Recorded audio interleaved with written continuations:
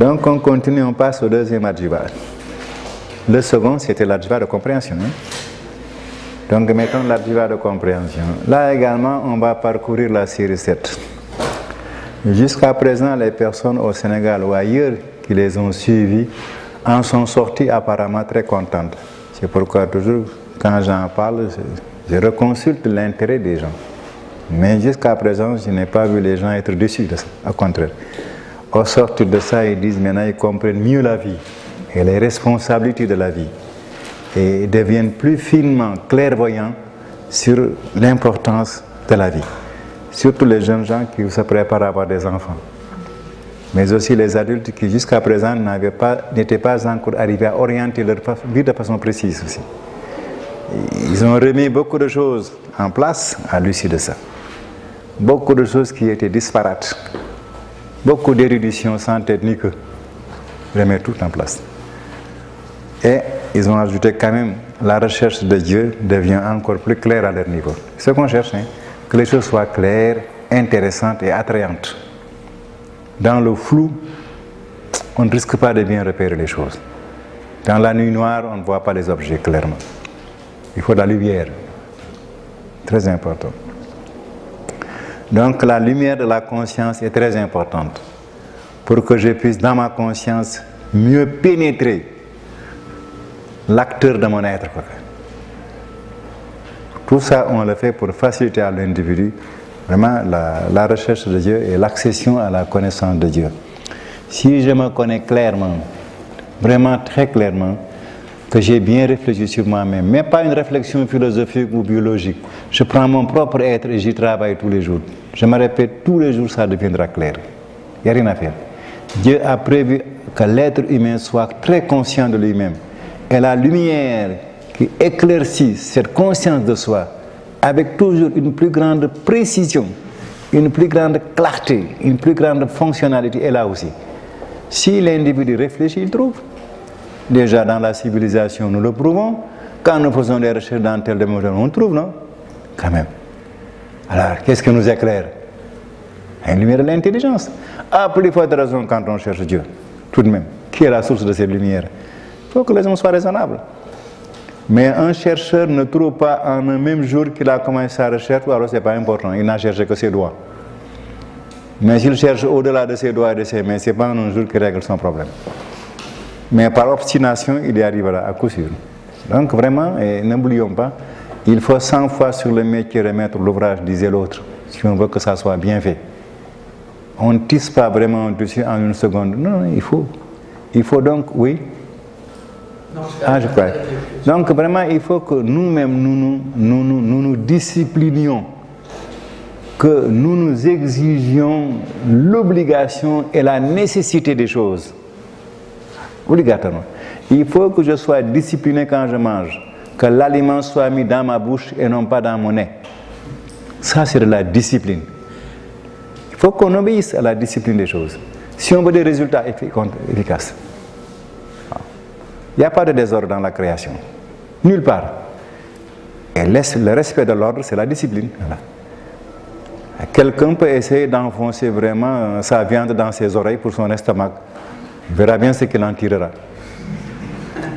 Donc n'oublions pas, il faut qu'on se donne de la discipline. Une certaine manière de caler mon être par rapport à ce que je cherche. Mais dans le désordre comme ça, je ne risque pas vraiment de réussir quelque chose. Je le dis parce que je sais que l'homme n'aime pas naturellement se discipliner. Il est content quand il joue comme ça, sur tous les paliers à la fois. Quoi. Ça aussi, il faut le dire. Nous sommes très, très indisciplinés, en vérité. Évidemment, on ne trouve rien. Le français dit « pierre qui roule n'amasse pas mousse ». Il faut qu'on fasse bien attention. Il faut que nous apprenions aussi à nous discipliner. Si un savant trouve quelque chose, il voudra vraiment, voilà, 40 ans ou 20 ans que j'étais à l'ordre disciplinaire de la réflexion. Je ne voulais rien entendre. Je n'allais pas aux invitations. Ça m'était égal, le théâtre, les balles. Ils sont presque sortis du monde.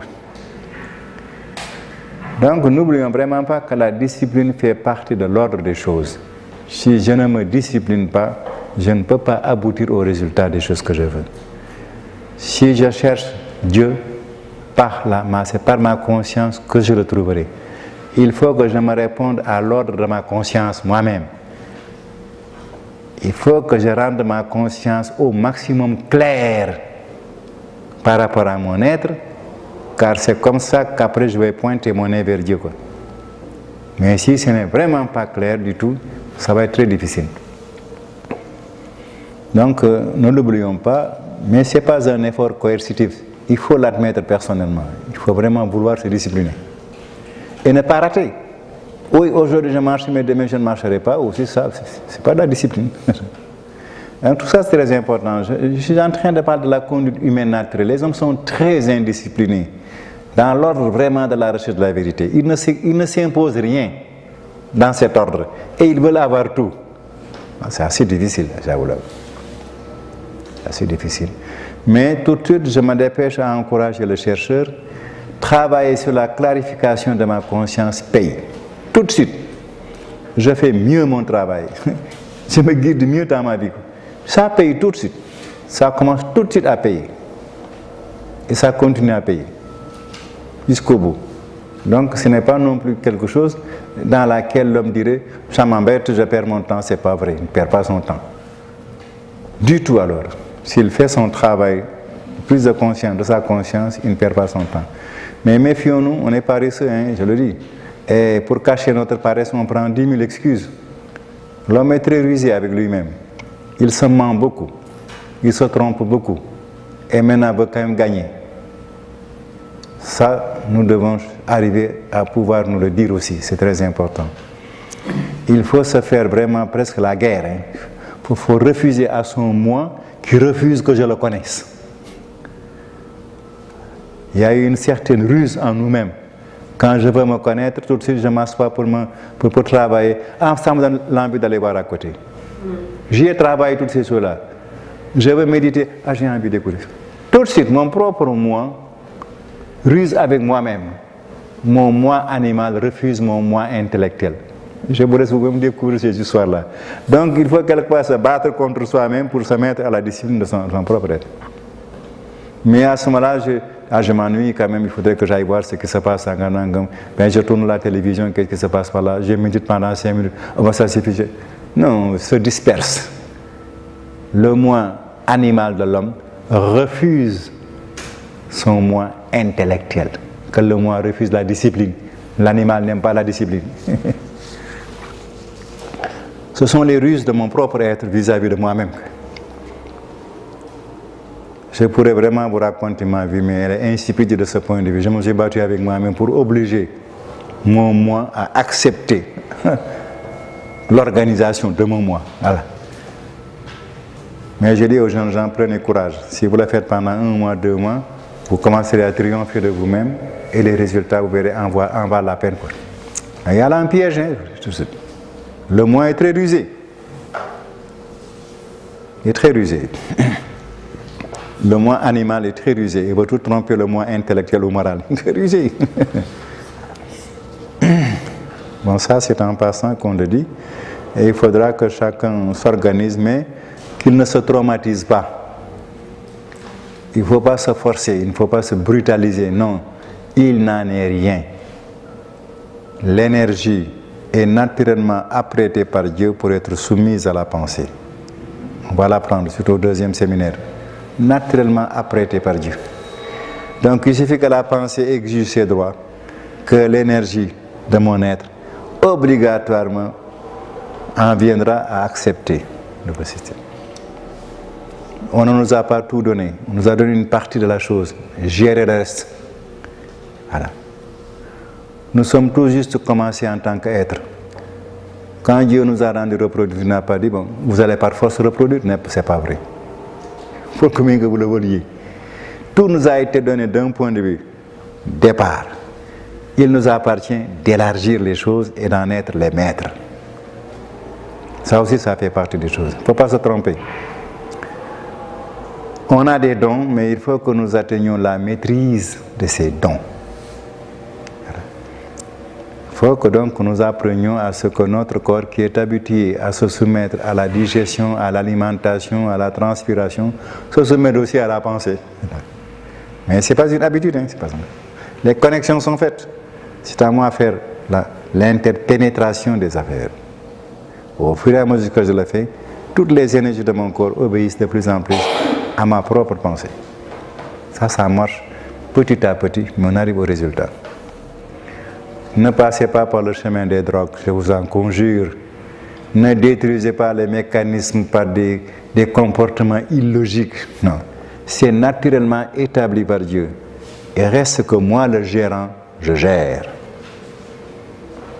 C'est par mon propre libre arbitre que j'arriverai à soumettre le système énergique de mon corps à mon système de pensée. C'est déjà apprêté par Dieu que je me mette seulement à l'ouvrage et que je ne me laisse pas ruser par mon propre moi matériel qui est tellement habitué au cinéma, au théâtre, au ceci, au cela. Voir, entendre, mais ne jamais penser ni faire. Je suis très habitué à ce mécanisme matériel de l'existence. Le corps m'a toujours mené presque depuis que j'étais enfant. Ah, maintenant, il faut que je l'amène, quoi. Donc, ça peut vraiment être un peu difficile parce que c'est une autre habitude que j'avais prise. Alors que la vraie habitude, c'est que mon moi, mon libre arbitre règne sur tous mes systèmes, mentaux et matériels, quoi. Et ça, que l'individu ne se tracasse pas. Les choses sont déjà connectées. Et la gestion de son être est entre ses mains, son libre arbitre. Seulement, il faut qu'il travaille. C'est déjà préparé par Dieu. Mais il faut fonctionner pour que vraiment la maîtrise s'obtienne, que l'expérience s'obtienne, il faut agir. Si on se trompe par d'autres choses illusoires, on peut se donner l'impression qu'on a réussi, mais un jour on est complètement cassé. Donc il faut que tout de suite je m'efforce de connaître quand même l'organisation de mon être, avoir une conscience claire de moi-même, et si je veux développer les choses jusqu'à un niveau de production efficace, il faut que j'y travaille. Il faut que j'y travaille. Ce côté de l'apprentissage, de l'expérience, de la maîtrise, de l'expertise, c'est lié à notre libre arbitre, dans tout l'ensemble de notre être. Donc nous en arrivons à l'adjua de compréhension, et nous suivrons toujours le même schéma, et nous verrons comment cet adjua de compréhension va interférer avec l'émergence et le développement de l'individu pour la vie, pour l'existence et la vie. C'est l'objectif. Je viens à l'existence et je vis mon être. Depuis l'introduction, on en était là. Mais je m'efforce toujours de l'éclaircir davantage. Car c'est moi. C'est moi-même ça. Être et vivre mon être, c'est moi. Alors donc, je ne vais pas manquer d'intérêt pour me saisir de ce point de vue-là. Donc, premier niveau, le niveau toujours fœtal, comment interpréter la joie de compréhension à ce niveau. Interpréter dans le sens d'intervention, je ne dis pas interpréter dans le sens philosophique, non. À comprendre, le sens de compréhension. Nous savons bien que le fœtus n'est pas encore là. Donc si on veut qu'il réfléchisse, ça ne va pas, on se trompe d'appréciation. Il n'est pas là pour agiter un adjuvat de compréhension. Donc évitons de faire des recherches là où il n'y a rien du tout. Il faut éviter aussi de se tromper pour rien. Mais qui doit comprendre quoi? Ce sont les parents qui doivent comprendre. Et notoirement la mère. Au niveau où le fœtus est en elle, qu'est-ce qu'elle doit comprendre? Voilà le problème qu'il faut poser clairement. Qu'est-ce qu'elle doit faire? Voilà le problème. Voilà. Pour faire quelque chose, il faut savoir quoi faire. Ah oui? Donc il est bon que les mamans comprennent quelque chose à ce niveau. Vous savez, la science dit de plus en plus, donnez-moi une bonne mère, je vous donnerai un meilleur monde. Tout le monde reconnaît que vraiment la main de la mère est fondamentale dans la venue d'un enfant à l'existence. Fondamental.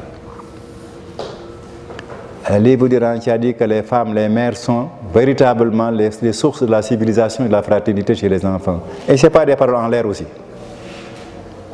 Voilà. Donc quand même ça doit nous inviter un tout petit peu à réfléchir sur le rôle de la mère. Un rôle qui lui est naturellement dévolu par Dieu. Qui est lié au fait que, quant au fœtus qui est en elle, elle est maître absolu. Ah oui, maître absolu. Je dis toujours aux femmes, regardez-vous et cessez de vouloir ressembler aux hommes. Nous avons créé une civilisation où l'on dit que l'homme et la femme sont égaux. À quoi ça sert? Ça fait deux sexes masculins ou deux sexes féminins? Que signifie cette égalité? Là, elle est ridicule. Mais on en a une philosophie, mais qu'est-ce que ça veut dire? Quand l'homme et la femme seraient égaux, qu'est-ce que ça veut dire? Deux hommes ou deux femmes? Voyez bien le jeu. Nous avons une littérature de philosophie pour nos conduites sociales, souvent vraiment malheureusement très mal formulée. Mais on s'en contente, on le balance comme ça. L'homme et la femme se polémiquent dans le domaine du droit. Nous sommes égaux quand les deux natures ne sont pas du tout pareilles. Où est l'égalité? Quel est le problème? Oui? Alors la femme est supérieure à l'homme? La femme est? Et tu peux le dire, mais il faut que les hommes se tournent vers le mur. Mets-les contre le mur et dis-le. Tiens-toi vers la porte.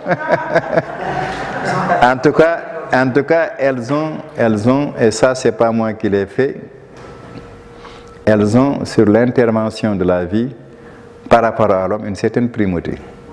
C'est Dieu qui a fait le choix, c'est pas moi. Il faut rendre à César ce qui revient à César. Il faut rendre à César ce qui revient à César. Et elles ont un rôle primordial, et même dans la nature de Dieu, il en sera ainsi. Quand vous aurez approfondi la sagesse divine, il en sera ainsi. D'abord, l'influence maternelle est primordiale, elle est totale.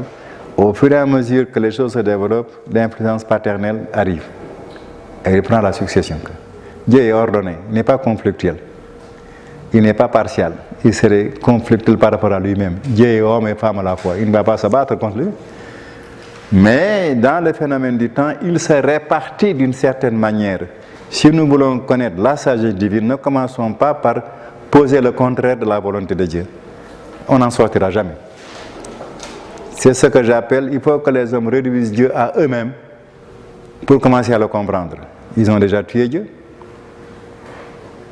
Ça, c'est le dommage de notre logique.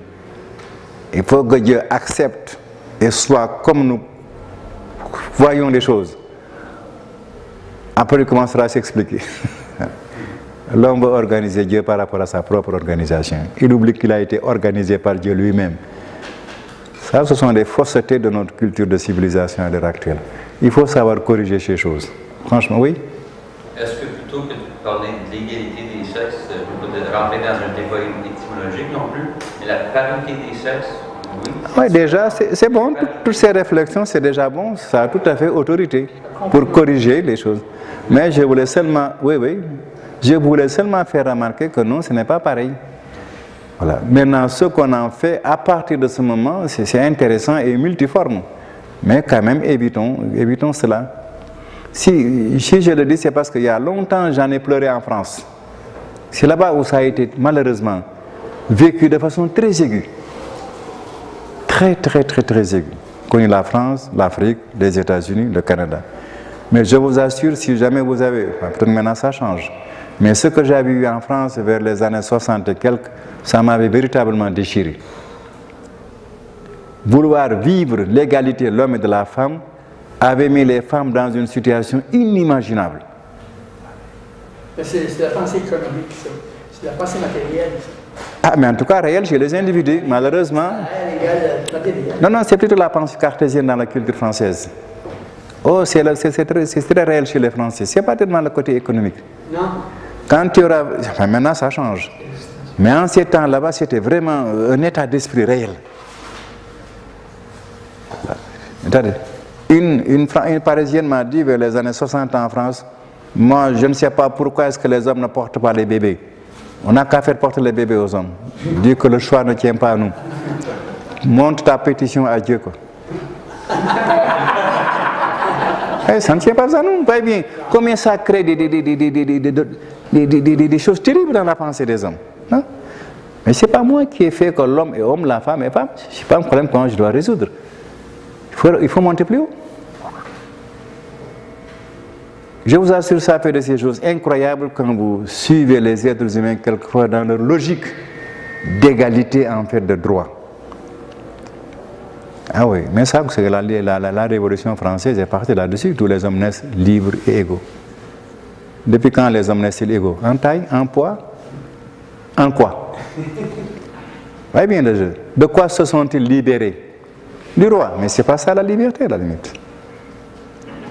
Vous voyez des conceptions ainsi, on marque une nation pendant très longtemps. Et ils ont ajouté ces laïcs. Cela a fait que les Français sont arrivés à rejeter Dieu. C'est très sensible en Europe. Ils en pleurent actuellement. Hein. Ils sont désolés de ça. Vous voyez combien quelquefois ce que nous emporte nous mène vers notre malheur. C'est-à-dire que vous connaîtrez peut-être l'Europe un jour et puis vous en rendrez compte.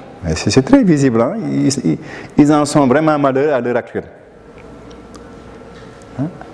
Donc, voyez-vous, toutes ces histoires-là, à l'occasion, quand nous sommes en face de Dieu et que nous regardons ces choses, on a peut-être le droit d'élaguer de notre conscience des erreurs. Et si cela ne nous est jamais arrivé, que cela ne nous arrive jamais. Mais la nature féminine et la nature masculine a été regardée non pas dans la volonté humaine politique que ça soit égal, mais dans le fait que c'est différent naturellement. Et que c'est pas moi qui ai fait ces différences. Il faut admettre les faits.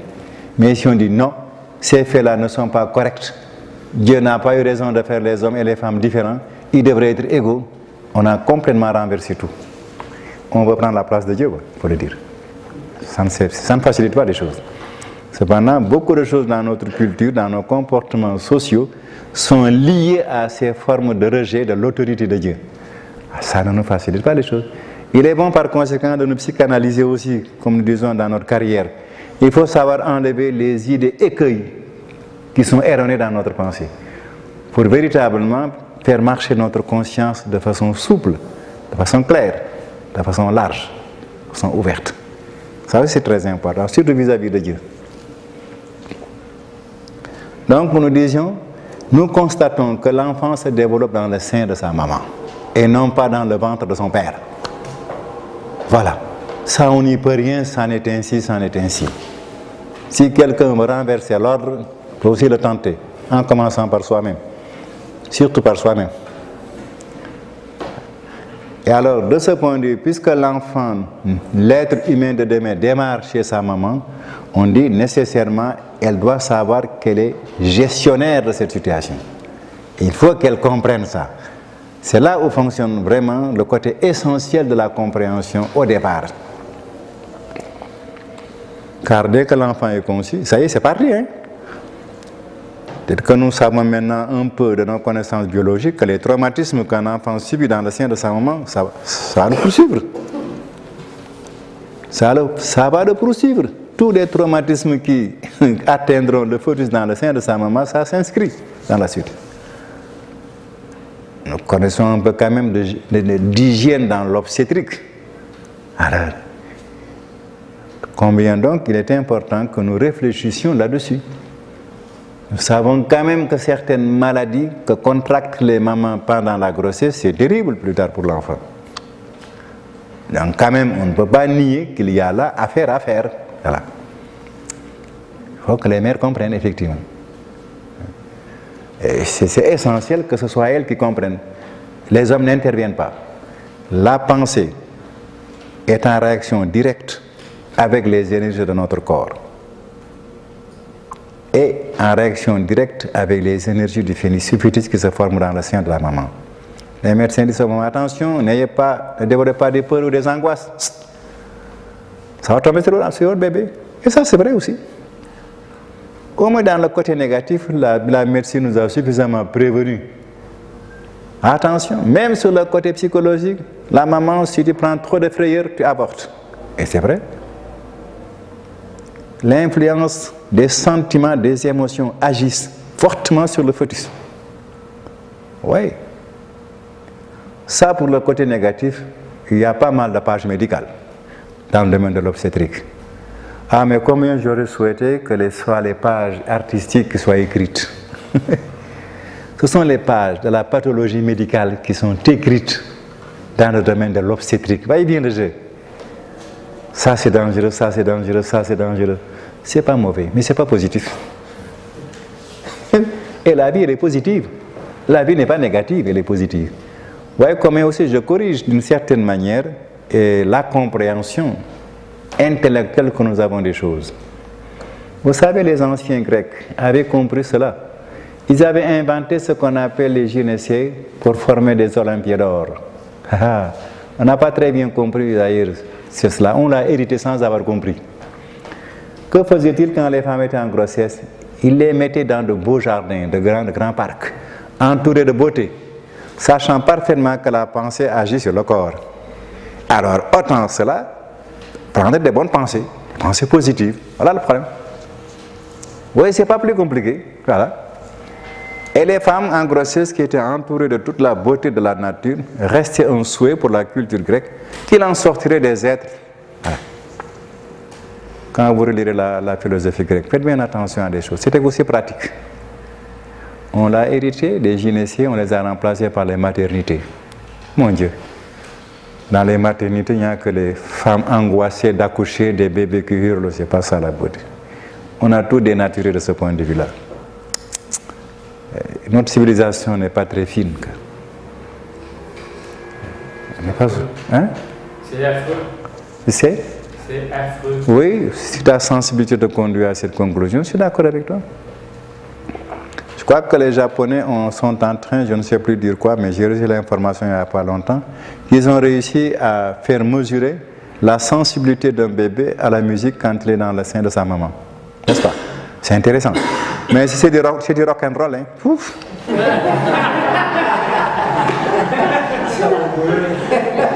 Et voilà justement, c'est comme ça que nous arrivons vraiment à comprendre intelligemment le côté artistique, ce qu'on appelle en général vis-à-vis de Dieu, la beauté.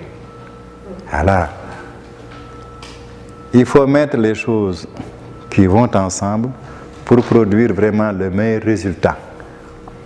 Je ne sais pas si vous avez fait l'expérience, moi je l'ai faite, vous pouvez la faire. Mettez 2 fleurs, 2 roses si vous voulez, bien plantées en même temps. Quand elles ont un peu grandi, mettez l'une là, l'autre là-bas. Le matin, insultez cette rose, caressez l'autre. Et voyez dans quelques mois ce que vous avez. Chacun peut faire l'expérience. Faites de la musique douce pour cette rose, du rock and roll pour l'autre. Et voyez dans quelques temps ce que ça donne. Vous comprendrez de vous-même comment les choses harmonieuses opèrent aussi sur les énergies. Ça, c'est très important. Donc là, quand on en revient à la mère, il faut qu'elle comprenne que sa pensée joue sur l'enfant, sa sensibilité joue sur l'enfant, son état général d'ouverture à la beauté de l'art, à tout, joue sur l'enfant. Ils mettent de la musique dans les étables, les vaches donnent plus de lait. Ils mettent de la musique dans les étables. Voilà justement aussi. Voilà justement ça déjà. Mais combien plus on serait intéressant de le faire dans les maternités. Donc on s'occupe plus des animaux que l'on s'occupe des hommes. C'est ça qui est cru dans notre civilisation. Encore une fois de plus, on se fiche de l'homme et on s'occupe plus des animaux que de l'homme. Mais je sais bien. On court vers l'argent plus qu'on ne court vers la qualité et la valeur. C'est dans le passif, une vache est dans l'actif. Oui, je sais bien. Et voilà. Et voilà. Et les hommes, il reste encore qu'ils sachent choisir. Mais ils ont choisi l'argent, bon, ils courent vers l'argent. Ils sont libres, mais alors aussi, ça mène où ça mène. La vache folle.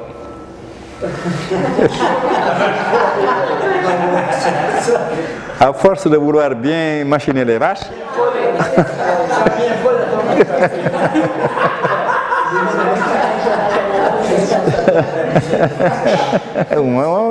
On voit où ça mène aussi, on y va tout droit. La vache a perdu sa liberté. Donc là, on dit que la compréhension tient à la mère.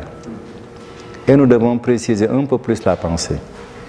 Nous le répétons, la pensée agit sur les énergies. Et les énergies ressemblent à l'archétype des pensées, automatiquement. Donc pendant que la maman vraiment porte son bébé, et il lui est vraiment demandé de rêver avoir le bébé le plus intelligent, le plus beau, le plus fort, le plus divin. Oh, mais oui, pourquoi pas? Ah, mais pourquoi pas? C'est tout aussi facile. C'est pas difficile. Mais dès le premier mois de grossesse, ah, c'est embêtant, ça, elle crie, elle hurle. Je me demande si le bébé qui va naître ne va pas rejeter aussi sa maman, qui a commencé à le rejeter. Vous voyez les phénomènes de notre société. Parce qu'on s'occupe, moi, je me suis occupé des enfants qui ont des problèmes de socialisation, des problèmes de ceci ou de cela à l'école, des dysorthographies, des dyslexies, des tas de trucs. Ces masses de recherche nous ont conduit le plus souvent à se rendre compte que la maman déjà avait rejeté la grossesse tout en la portant. Par des plaintes, par des gémissements, par des ceci, par des cela. Non. Voyez-vous combien nous gâchons ce que nous voulons faire. Hein? Ça aussi. Que les femmes me pardonnent. Vraiment, on vous porte un grand respect, mais quelquefois aussi on a envie de vous critiquer un peu. Quand je porte la grossesse, vraiment que je la développe avec la beauté et de ce que j'en attends. Mais si je me plains toujours vraiment de cette situation, évidemment, l'enfant reçoit ces états psychologiques de la maman. De toute façon, c'est intégré. Je n'y peux rien. Je n'y peux rien. Donc il faut vraiment, pour que j'aie le beurre, il faut que je donne le prix du beurre. Il faut que je paye. Donc voilà, la compréhension, la maman joue sur l'organisation de son enfant depuis ce niveau. Et donc la compréhension vraiment de sa relation avec son enfant, sur le plan de l'effectivité des choses, pas en l'air comme ça, selon ce qu'elle pense, son enfant réagit et est influencé. On n'y peut rien. Donc, de ce point de vue, voilà pour la part de la mère. Mais il y a une part du père. Ah oui, il y a une part du père. La maman ne doit pas faire de façon solitaire le travail. Il y a une part du père. Et c'est au garçon que je m'adresse maintenant. Pendant que notre épouse est en train de faire un enfant, une grossesse, regardons à nouveau la situation quand même. Il se passe dans son être des transformations très importantes. La venue d'un enfant au monde entraîne aussi au niveau de la mère des transformations physiologiques énormes. Oui. Pratiquement tout son être est mis en déséquilibre. Son être physio-psychologique est mis en déséquilibre. Parce qu'un étranger y est et sa construction remet en question toute la stabilité physio-psychologique de la maman. Oui, ça aussi, cela est là. Et quelquefois, ça peut être vraiment difficile. Si le sang de son mari est un sang turbulent, c'est lui qui a donné le spermatozoïde. Si vraiment c'est turbulent, si les deux sangs ont beaucoup de difficultés à organiser leur harmonie génétique, c'est sur la femme que ça joue. Et donc l'homme aussi devrait vraiment observer cette situation et oser apporter à la femme en situation de travail des régulations, des régularisations de la situation, surtout au niveau psychologique. L'intervention de l'homme à encourager et à adoucir la femme dans cette situation joue beaucoup sur la femme. C'est un grand régulateur. Ça, oui, c'est un grand régulateur. Les hommes aussi doivent être là. Hein. Ils ne vont pas me dire je ne suis responsable de rien. C'est pas vrai quand même, quel mensonge. Donc aussi les hommes doivent comprendre qu'ils ont une possibilité de régulation sur la psychologie, non seulement de la femme. L'homme influence la psychologie féminine, ils sont en relation. Mais dans cette situation, vraiment, l'homme devrait encourager la femme. Oh, je t'attends, tu es formidable, l'enfant que tu vas me donner. Ça recharge le courage de la femme. Il faut coopérer. Ça m'embête, je ne peux pas rester là, tes machins, tes trucs là, non, ça. Nous sommes un peu comme ça, et c'est pénible, il faut le dire, c'est regrettable. Donc l'homme aussi doit comprendre vraiment son intervention dans cette situation pour que la femme vive plus facilement et plus entièrement la situation qu'elle a contractée. Donc, voyez-vous, à cet état fœtal, il y a vraiment une compréhension conjuguée de la mère et du père pour le développement du fœtus, hein, dans le sens où l'organisation de son être biophysiologique, physiopsychologique, etc., puisse enclencher les énergies de base les meilleures. Si c'est tronqué, déformé, dénaturé, l'enfant sortira avec tout cela. Et ça peut rendre son éducation plus tard difficile. Souvent, beaucoup de comportements sociaux, d'agressivité, de violence, ou même de criminologie à la limite, sont d'une certaine manière à corréler avec ces situations primaires quand l'enfant est dans le sein de sa maman. Les recherches vont jusque-là. Je ne dis pas qu'elles ont raison, mais elles touchent jusque-là des éléments de corrélation. Donc, quand même, disons-le, il y a là des choses à comprendre et à vivre. Il y a un troisième aspect de ça, c'est l'alimentation de la maman. L'enfant aussi, son corps est issu de ce que la maman mange. Ah oui? Les médecins s'écrient toujours, tu n'es pas anémié, tu manges bien, qu'est-ce qui se passe? Pas manger mal, touche pas l'alcool, ne fume pas. Tout cela montre bien que tout ça tombe sur l'enfant. Donc l'alimentation de la maman est à surveiller au mieux possible. Trouver la meilleure alimentation pour que les énergies que j'en fabrique en tant que mère et que mon enfant bouffe soient les meilleures énergies pour l'organisation physique de son être. Oui. Donc voilà pour ce premier aspect et de la compréhension, de l'arjiva de compréhension au niveau fœtal. Vous pourriez en rajouter, mais ce sont des indications pour montrer quand même que l'arjiva de compréhension joue, franchement parlant, et joue très intelligemment sur cette affaire. Ce n'est pas du blabla. Voilà donc pour le premier niveau. On passe au deuxième niveau, le nourrisson. Maintenant, il est sorti du sein de sa maman, il est dans son berceau. Avouons-le, il n'est pas encore à inviter à la compréhension de quoi que ce soit. Donc n'exagérons pas les choses, ne lui demandons pas encore ce qui n'est pas possible. Donc qui a à comprendre? C'est toujours les parents qui ont à comprendre. Lui, il n'a rien à comprendre. Voyez la gestion d'un être humain qui vient à la vie. Ça nous paraît simple, mais honnêtement, Dieu a tout partagé avec nous. Il ne le fait pas seul sans nous, c'est pas vrai. Il partage. Et l'homme participe vraiment dans ce partenariat de la création d'un être humain de façon forte. Quoique nous nous masquons toujours des choses, on s'évade. Quand il est au berceau, ce qu'il faut que les parents comprennent,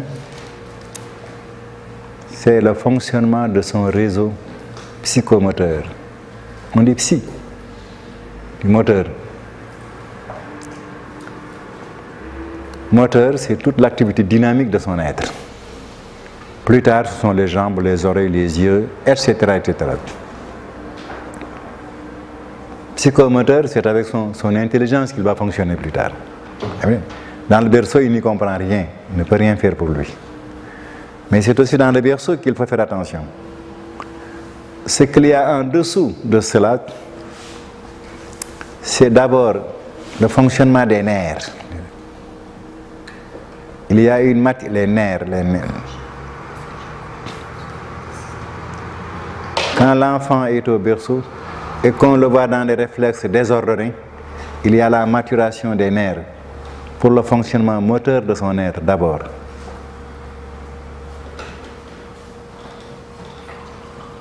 Il y a souvent, les médecins recommandent à la maman et aux parents de ne pas faire des choses qui coincent le nerf de l'enfant.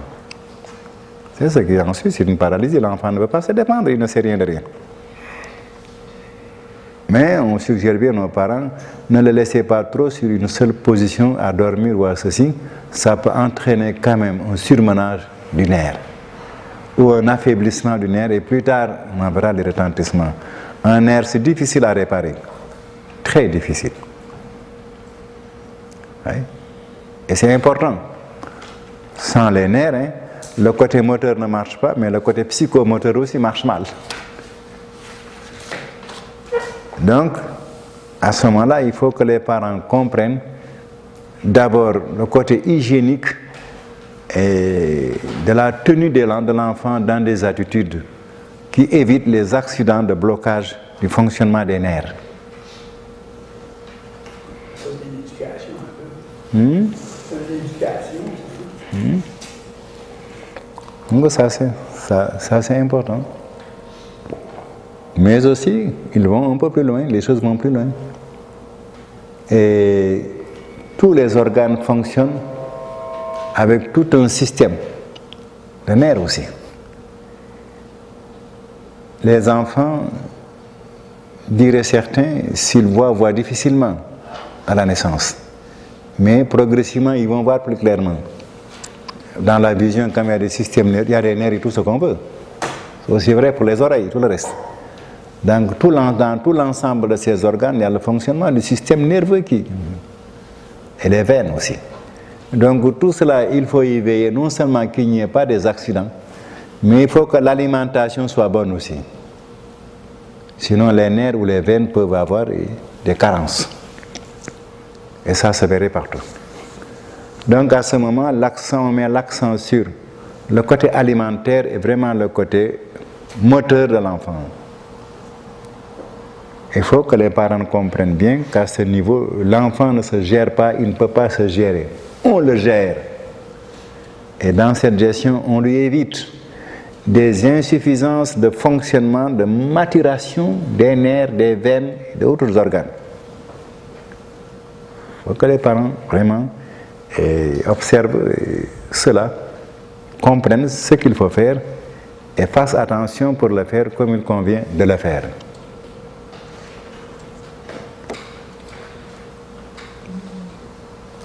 Donc, il est sorti du sein de la maman, mais il est là dans le berceau, il va vers 2 ans.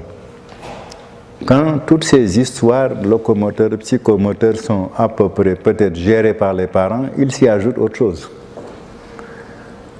La fonction locomotrice va venir. Il va apprendre peut-être à ramper, à chercher à se lever, à chanceler, à tomber, à se relever, etc. Nous avons vu, nous en psychologie, qu'il y a des parents quelquefois tellement culottés, dès que leur enfant commence à faire des premiers pas, la mère tient une main, le père tient une main, on le force à marcher vite comme si c'était un génie sans égal. Ils finissent par bloquer la marche. Des parents trop pressés. Ils oublient qu'il y a une organisation naturellement faite dans le système de l'individu. Il y a une certaine manière par laquelle la marche se fait. Il se lève aujourd'hui, il tombe, mais de la chute, Dieu a tout calculé. Le relèvement dépend de la chute. Et le prochain pas dépend de cela. Si vous lui soustrayez cette maturation de son mécanisme, vous bloquez aussi l'articulation des choses. Ah oui, vous aviez voulu avoir trop bien, vous avez trop mal fait. Il y en a, oui. Ici en Amérique, on a inventé toutes sortes de patentes, des trucs afin surtout les marchettes pour les enfants, le sur-roue. J'ai toujours dit aux parents que j'ai rencontrés, c'est très négatif parce que l'enfant n'apprend pas à marcher à 4 pattes, d'abord en se traînant, puis ensuite en s'agrippant, et tout le reste, et tu bloques, comme je l'ai dit, le processus normal, une étape à la fois. Il marche déjà sans avoir d'équilibre. Ah oui. C'est la machine qui lui donne l'équilibre. Voilà. Oui. Ça, c'est assez important. Ce sont des remarques qui peuvent être versées ici. Donc, il faut que les parents quand même comprennent naturellement l'organisation de ces choses que Dieu a établies chez l'enfant. Qu'il ne cherche pas à aller plus vite que le temps des choses. Il faut tout brimer. Tout ça, c'est important. Il y a aussi la parole. Il va parler. Non seulement il faut l'aider. Au départ, c'est n'importe quoi. C'est tout fumé. Au fur et à mesure que les jours s'ajoutent aux jours, les sons s'articulent de façon claire. Il ne faut pas que les parents se pressent outre mesure. Si vous voulez introduire dans l'appareil phonatoire un système linguistique précoce par rapport à la maturation, vous allez en faire de n'importe quoi. Il faut respecter le système. Il faut aussi là que les parents surveillent, veillent et accompagnent les choses. Aident, mais accompagnent. Ça, c'est très important. Et quand il va parler, prenons garde aux mots qu'on lui enseigne. Si on commence par des mots vides de sens, superficiels ou grossiers, et autant prépare un tel caractère aussi. Il n'y a pas de doute. Donc, c'est le moment plus que jamais de lui confectionner un langage vraiment le meilleur possible. Sans snobisme, mais sans grossièreté et surtout un langage où la pensée fonctionne de manière claire, précise et juste. C'est ça qui est intéressant. Non pas des réactions comme ça, non pensées, oh oui, mon enfant, c'est pas comme ça, non.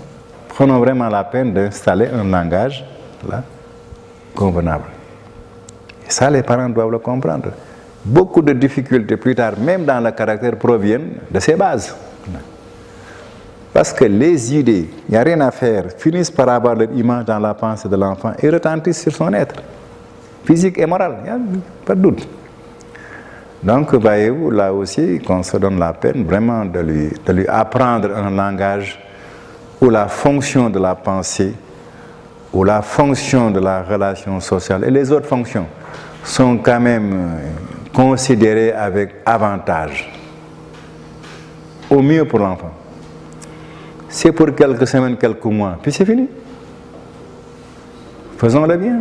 Si jamais vous observez comment un enfant qui apprend à parler progresse de semaine en semaine, entre le premier jour du mois où il a dit « maman » et à la fin de ce mois et l'autre mois, vous êtes étonné de la rapidité des choses. Inimaginable. Aucune machine humaine ne peut mesurer la fonction accélérée de langage que j'ai l'enfant. Échappe à tout. Donc, raison de plus pour le bien faire, c'est pour quelques semaines, puis c'est tout. Vraiment. Mais même ça, on est tellement négligent, et l'enfant n'est pas du tout appuyé, ou mal appuyé. Il faut dire la vérité. Comment voulez-vous que les choses soient claires en nous quand l'occasion de les clarifier nous échappe? Quand ça se présente à nous, on n'y fait rien. Comment Dieu montre le système du langage dans la pensée d'un individu? Oh là là! Si jamais vous faites de la psycholinguistique, vous êtes effrayé. C'est d'une ingéniosité qui dépasse même ce que nous pouvons interpréter en science pour dire les choses avec des mots clairs. Donc, combien plus, vraiment, ce serait intéressant que nous suivions les choses pour davantage suivre la sagesse divine, quoi. Tout ça, ça nous amène aussi à une claire conscience de nous-mêmes. Ce que nous faisons avec nos enfants ou les enfants se retourne aussi quand j'avais donc 2 ans. Et oui, justement, c'est ça. Tout ça, nous le disons pour reprendre vraiment idée claire sur nous-mêmes. Et parce que ça va nous servir. Comment le bon Dieu s'est arrangé pour que je puisse parler à ce moment-là où j'ai à peine 2 ans. Et cependant, je sors les mots en fin de compte plus clairement que papa et maman le disent. Ah voilà. Il est l'heure. Oui, il paraît qu'il est l'heure. Donc nous voyons à ce niveau vraiment de nourrisson, les parents doivent comprendre des tas de choses, toute la façon de faire les choses, quoi. Et vraiment, non seulement de comprendre, mais les faire. Ça, c'est important. Nous venons par conséquent de parler du nourrisson. Comme vous l'aviez déjà repéré, de la naissance à environ 2 ans, quoi. Le nourrisson. Et nous venons vraiment de dire qu'il ne peut rien faire pour lui-même, il ne peut pas intervenir. C'est donc les parents qui doivent, de ce point de vue, vraiment préparer le terrain pour lui plus tard. Ils doivent donc s'efforcer de saisir, de comprendre tout ce qu'il faut faire pour que sa croissance ne manque de rien ou ne souffre de rien ou ne soit pas altéré. Nous en sommes encore tous, en tant que parents, au début des choses. Donc c'est la compréhension, l'évolution, ça continue. Donc quand nous aurons partagé avec d'autres personnes, peut-être plus jeunes, ces personnes en profiteront encore mieux et davantage. Je ne pense pas que mes parents avaient bien compris ce que moi j'ai compris. Et je pense que mes enfants en ont profité plus que moi je n'en ai profité. Et je pense qu'ils s'en profiteront davantage pour leurs enfants que moi-même j'en ai fait pour eux. C'est ça, l'évolution, c'est comme ça. Et il faut qu'on laisse la lumière passer toujours. Ce n'est pas parce que je n'en ai pas eu assez que je refuse ce que j'ai reçu. Il y a d'autres personnes qui doivent le recevoir. Et de toutes les manières, Dieu nous accompagne toujours et réduit nos dégâts de plusieurs manières. Il y a des choses qui sont réinstaurées dans la vie de l'individu plus tard, qu'il peut récupérer d'une autre manière, etc. Et donc, c'est comme ça. On ne sait jamais en une époque ce qui se saura dans 1000 ans. Mais on se débrouille avec ce qu'on a, on l'a fait passer. Je dis toujours aux jeunes gens, ne soyez pas mécontents contre vos parents, ne soyez pas mécontents contre vous-même. On fait ce que l'on peut, le reste ça suivra. Ça aussi, ça en fait partie. Cependant, quand quelqu'un rencontre ses compréhensions en direction de la recherche de Dieu, il peut toujours prendre rendez-vous avec Dieu en lui et travailler peut-être sur ses propres compensations. Dieu est là, dans tous les cas. Donc, il faut toujours savoir se consoler, pardonner, se pardonner et encore marcher plus directement vers la solution. Il ne faut jamais pleurer sur la vie, il ne faut pas pleurnicher. Pourquoi? Parce qu'il y a toujours Dieu qui est avec nous. À quelque âge que l'on comprend, même si c'est à la veille de la porte de la tombe, tout de suite, mettons-nous en restauration des choses. Ça, c'est très important. Quand vous avancerez dans la sagesse divine, vous verrez qu'avec Dieu, ce n'est jamais trop tard. Dès que je comprends, je peux toujours tout de suite utiliser ce que j'ai compris par rapport à lui. Et croyez-moi, même si je ne le sais pas, plus loin, je me rendrai compte que ce que j'ai fait me donne des résultats qui m'attendent. Faisons vraiment attention, c'est un Dieu qui nous tient, qui est capable de tout. Que nous soyons de bonne volonté, toujours sans arrêt. J'ai eu l'occasion de... Je vous en parle parce que ça fait partie de ce qui me fait courir dans le monde. Tout ce que j'apprends quelque part appartient à ceux que je verrai appeler. Dans cet ordre des choses. On n'a jamais assez d'expérience humaine, de connaissance ou de compréhension des hommes. Il s'en rajoute toujours. Mais tout ce que la sagesse humaine nous apprend d'un côté, ça appartiendra aux autres. Dans la vie, c'est comme ça. Je moissonne là où je n'ai pas semé, comme disait Jésus. Moi aussi, je sème là où je ne moissonnerai pas. Ça, c'est comme ça. C'est la loi. Il faut vraiment accepter cette loi de la vie. Il disait à ses apôtres, nous moissonnons là où on n'a pas semé. C'est Jean qui avait semé. Mais nous aussi, nous moissonnerons sans savoir qui sèmera. Autre est celui qui sème, autre est celui qui moissonne. Ça, il faut qu'on comprenne cette loi. Il faut donner, donner, donner, donner.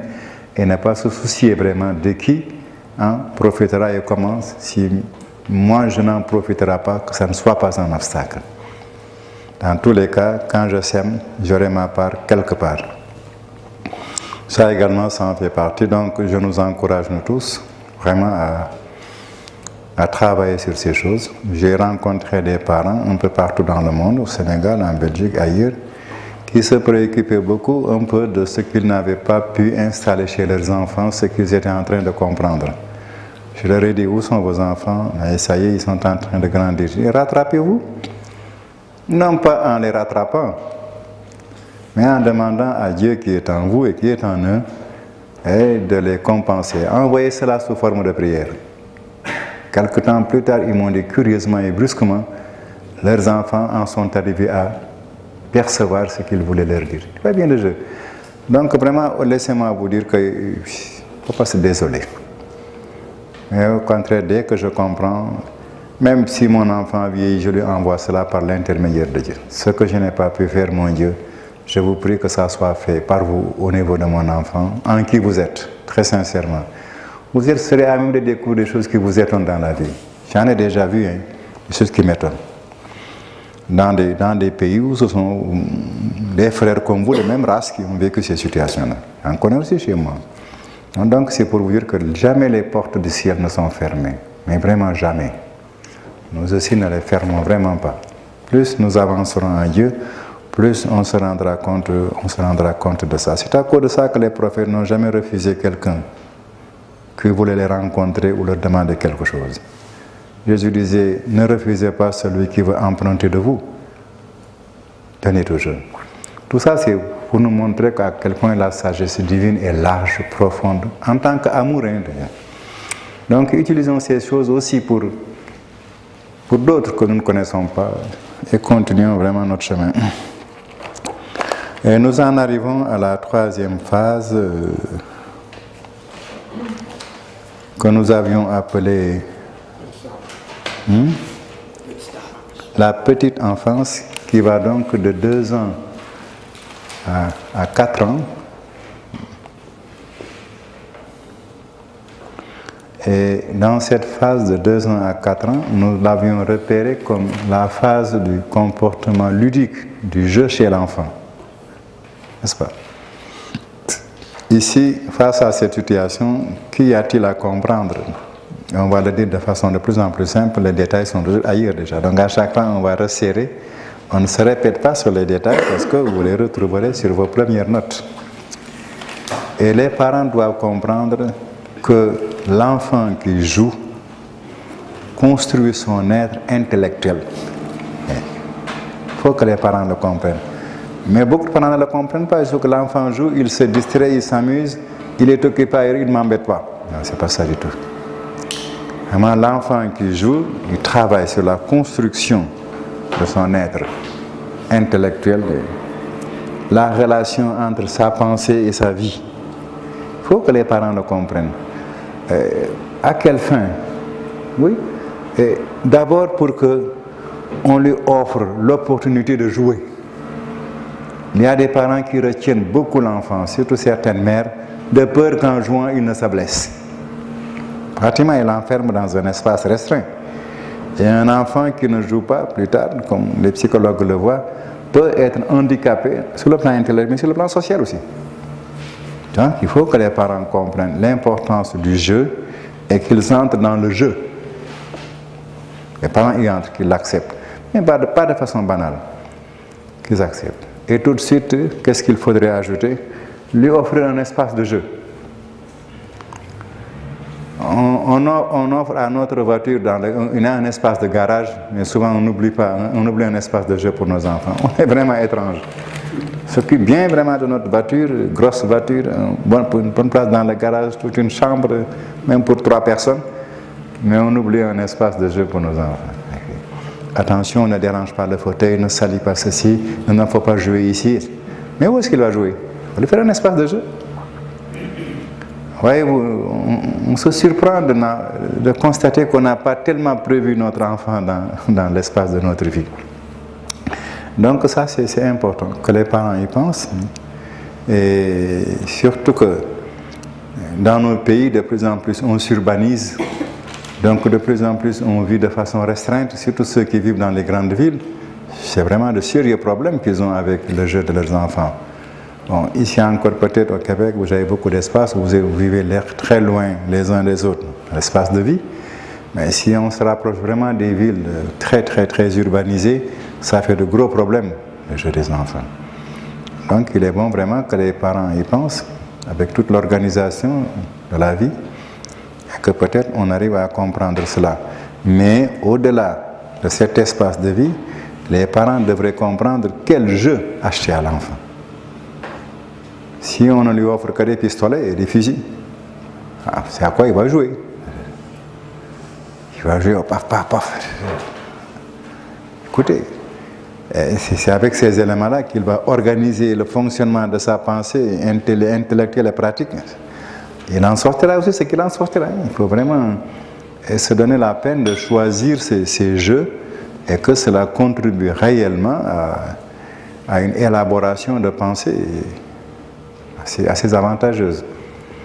Encore une fois de plus, parce que nous travaillons là-dessus, c'est mon métier, nous regrettons beaucoup que les enfants aient des jouets qui n'ont pas été bien choisis. Et souvent nous remarquons que plus nous avançons dans cet âge moderne de je ne sais quoi, ce sont des chars, ce sont les enfants ont des jeux de guerre, quoi. Ça, c'est quand même assez effrayant. Hein? Et ce sont plus les jouets de guerre qu'on leur achète que des jouets, hein, qui collent davantage à leur développement mental et intellectuel. Donc, voyez-vous, les parents ont besoin de réfléchir un peu plus, hein, sur ce qu'ils font. C'est pas parce que le jouet coûte cher, il est beau, il faut savoir. Souvent, d'ailleurs, les enfants jettent les jeux qu'on leur donne et essaient de s'organiser des choses plus naturelles. Mais les parents les rabattent encore sur ces jeux-là. Je ne sais pas si les parents comprennent vraiment ce qu'ils font, s'ils y réfléchissent suffisamment. Donc voilà pour la petite enfance, où l'élément essentiel du développement de son intelligence se fait à travers le jeu, le mécanisme du jeu, le côté ludique, comme on dit en psychologie. Il est bon par conséquent que les parents comprennent l'effet du jeu sur la vie de l'enfant et qu'ils choisissent l'espace et les jeux de telle manière que l'enfant puisse y trouver vraiment de l'épanouissement. Que les parents aussi ne soient pas indifférents au jeu. Quand ton enfant joue, veille au résultat de son jeu. Ils sont toujours portés à dire à leurs parents qu'est-ce que le jeu a fait. Ils veulent vraiment dialoguer avec les parents et c'est à partir du jeu. Pour le jeu, pour eux, c'est un défi. Ce sont des réussites. Et ils veulent vraiment avoir l'appréciation des parents sur ce qu'ils ont réussi à faire. Donc, à nouveau, il faut que les parents comprennent, c'est la relation de l'enfant qui joue avec ses parents et avec le monde. Ils s'expriment toujours là-dessus. Donc, voilà pour la petite enfance. Nous glissons vers l'enfance. Après que vous aurez marqué vos notes.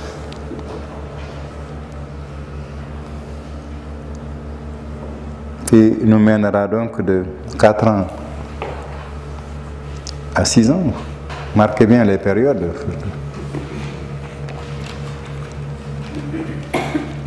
Et dans cette période où nous avions évoqué la tendance de l'enfant à élargir sa sphère de vie, pas seulement la famille, mais les autres membres de la famille, les parents plus éloignés que papa et maman. On avait donc vraiment parlé de ça. Généralement, quand on en arrive à ça, l'enfant fait aussi montre qu'il veut participer à sa vie. Il voudrait choisir de dire maman, quand je vais avoir grand-père, ceci ou cela. Il faut se rendre compte que l'enfant s'éveille et prend conscience du phénomène de la vie sociale en lui-même. À ce moment-là, il faut comprendre que l'enfant se comprend. C'est bien léger. Ce n'est plus une compréhension tout à fait où l'enfant est absent, mais ici, il faut comprendre que l'enfant cherche aussi à se comprendre dans ces dimensions sociales. Et à ce moment-là, il faut commencer à lui expliquer les rôles sociaux des êtres. À quoi sert un père, à quoi sert une mère, à quoi sert un grand-père. Oui, on va donc passer au phénomène des rôles sociaux. Mais à ce moment-là, il veut vraiment vivre de façon consciente ses relations avec les autres.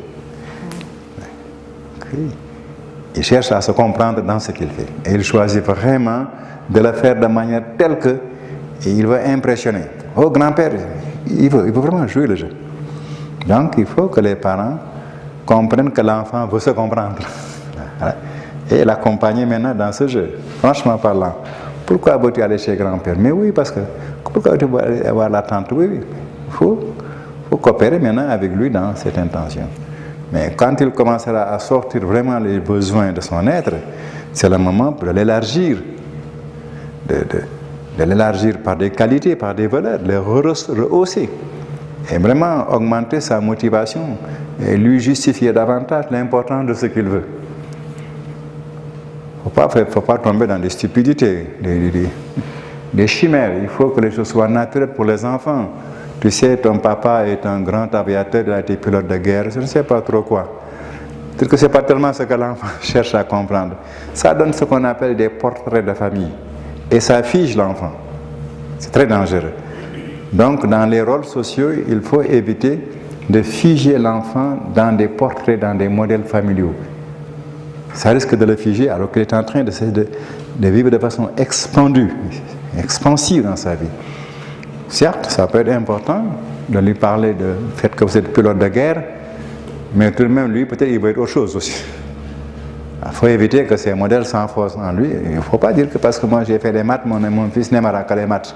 C'est là où on doit avoir des parents qui enfoncent dans l'enfant des modèles, comme si l'enfant ne doit pas avoir son génie. C'est une créature divine. Et moi, je n'ai pas mis en lui, c'est ce qu'il est, c'est Dieu. Donc, il faut un tout petit peu respecter son génie, son originalité. Alors, si on enfonce des portraits de famille, là-dedans, on est en train aussi de fermer peut-être les vraies portes de son génie. Donc, c'est très important d'écouter les enfants. Et par conséquent, les rôles, les fonctions dans la société, il faut suffisamment les lui présenter, mais pour que le sien sorte, qu'il commence déjà à réfléchir à ce qu'il sera. Et croyez-moi, à cet âge-là, les enfants ont leur petit désir. Hein. Ah, moi, papa, je voudrais être plutôt un dessinateur. Toi, tu es pilote de guerre. Maman, je veux. Ils disent carrément quelquefois ce qu'ils veulent. Il faut savoir prêter l'oreille par conséquent. Ce n'est pas forcément ce que moi je suis en tant que père ou la maman en tant que... Il y a autre chose. Donc faisons-y attention. Surtout en ces temps-ci, les enfants paraissent très précoces dans ce qu'ils veulent. Mais les parents sont quelquefois très exigeants. Leur propre prestige social, leur réussite sociale, ce sont des modèles dans lesquels l'enfant doit entrer et rester. Peut-être, si c'est tout à fait se conforme à sa vocation. Mais il n'est pas dit absolument que ce sera sa vocation. Mais surtout les papas, ils ne sont pas encore suffisamment souples de ce point de vue. Les papas sont souvent assez rigides. Non, tu ne feras pas ça. C'est ça que tu feras. Ça arrive beaucoup. Nous voyons ces problèmes dans beaucoup de ménages avec les enfants. Donc là, vraiment, si nous sommes un peu attentifs, le génie que Dieu a mis en lui, sa personnalité, qui a sa spécificité et son originalité pure, jamais ça ne se ressemble, commence à s'exprimer. Donc, il faut aider cette chose à sortir. Si on l'aide, l'enfant se débrouille. Il sort vraiment. Il sort ce qu'il veut. Donc, on l'aide pour que ce qu'il veut devienne de plus en plus clair et de plus en plus profitable pour sa vie, de plus en plus utile. Donc, n'oublions pas qu'à ce moment-là, on comprend que l'enfant se comprend. Et on l'accompagne dans cette compréhension, quoi. Je vous dis vraiment d'expérience, en commençant par moi-même, les parents ne font pas très attention à ces choses, comme si ce n'était pas important. Cependant, vraiment son être est en train de s'organiser pour l'être de plus tard. Je ne fais pas suffisamment attention. Mais bon, puisque nous étudions ces choses dans des perspectives plus attentives et plus élargies, nous essayons d'aller aussi loin que c'est profitable pour une compréhension. Et bien sûr, quand je grandis, je me rends compte qu'il y a un âge où véritablement j'aimais les choses d'une certaine manière. Beaucoup d'enfants, quand on leur questionne, mais qu'est-ce que tu voulais faire à 6 ans, etc., ils s'en souviennent. Ah, je voulais ça, et alors, papa m'a empêché de le faire, maman ne voulait pas. Ah, les enfants le disent. Ils disent carrément et ouvertement. Donc, quand même, pensons-y. Et le plus souvent, il arrive qu'on détruise un génie au profit d'une présentation qui n'est pas tout à fait de son goût. Et ça peut faire des problèmes dans sa carrière. Donc, nous arrivons maintenant à l'étape suivante, la grande enfance.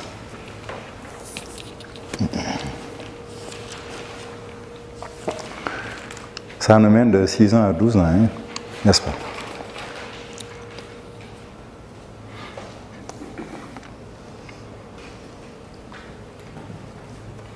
Qu'y a-t-il à comprendre à travers cela?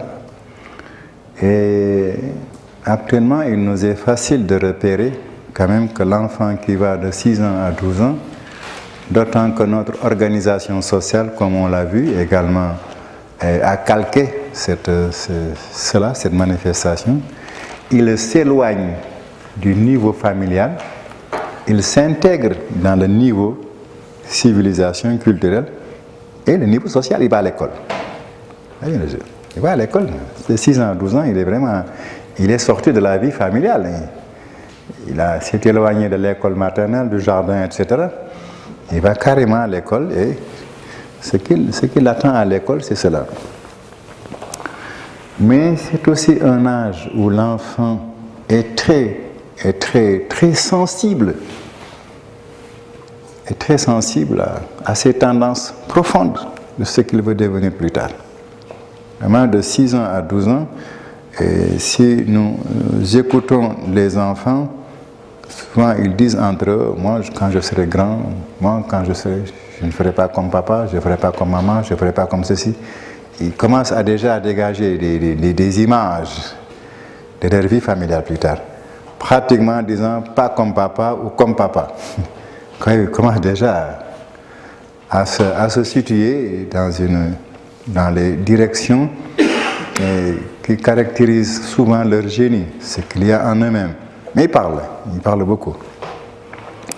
Donc il faudrait que les parents comprennent qu'à ce moment, et l'enfant s'avance vers les manifestations maximales et des potentiels de son être.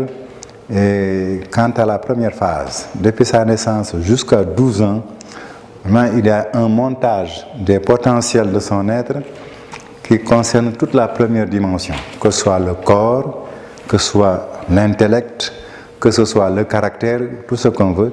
Et jusqu'à 12 ans, il y a une certaine image de l'être qui se fait. C'est une image dans laquelle il est très complice avec la vie familiale. Il obéit beaucoup à ses parents. C'est la charmante petite fille, c'est le charmant petit garçon, que le copain de son papa, copain de sa maman, etc. Ça va très bien jusque-là. Il a beaucoup aimé ses parents, il a beaucoup senti qu'on l'aime. Il est vraiment le copain de ses parents en général. Je vois bien que les mères, les papas aiment souvent tenir leur enfant dans cet âge accompagnement. Donc, à peu près vraiment, c'est la phase où tout ce qui fait l'enfant par rapport aux parents et la famille, et tout cela se développe.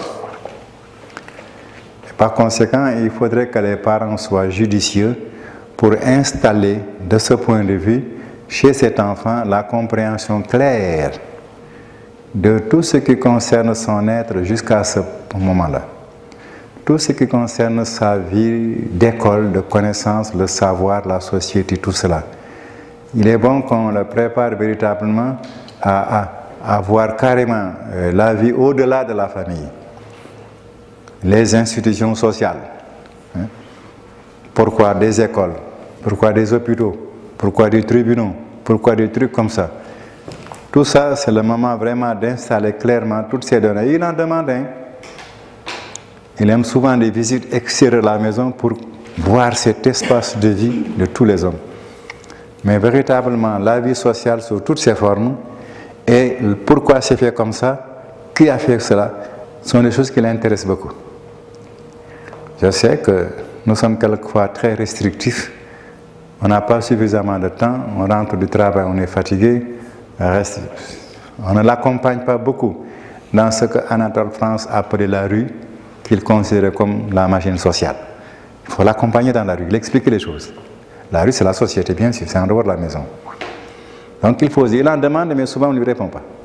Il demande beaucoup à savoir comment la société est organisée, comment tout cela, ça marche, comment tous ces trucs fonctionnent. Donc il est bon que les parents comprennent que tout ce qui constitue vraiment les bases de l'humanité, intelligence, corps, plus souvent à ce moment-ci, il aime beaucoup le sport, il aime beaucoup la compétition, il aime beaucoup se dépatouiller. Donc vraiment tout ce qui concerne l'éclat du corps, de l'intelligence, du caractère, de la société, il faut vraiment essayer d'installer tout cela en lui.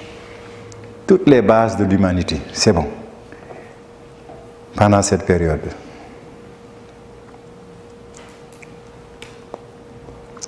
C'est par rapport à ce qui suit, la période de l'adolescence, où nous arrivons. C'est par rapport à l'adolescence. il va y avoir une transformation. Qu'est-ce qu'on transforme? On transforme ce qui est. On ne peut pas transformer ce qui n'est pas. L'adolescence sera une transformation et une espèce d'intégration de son être à une valeur supérieure de cet être. Mais si les choses ne sont pas là, qu'est-ce qu'on va transformer?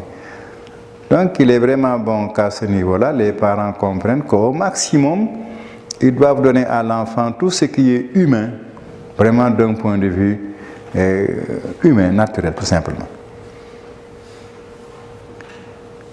Parce qu'il va passer, après la grande enfance, il va passer à l'adolescence. C'est bien léger. Et quand il arrive à l'adolescence, où nous arrivons, quand il arrive, c'est ce qui était là, qui sera pris en mutation pour une interprétation supérieure. C'est bien léger.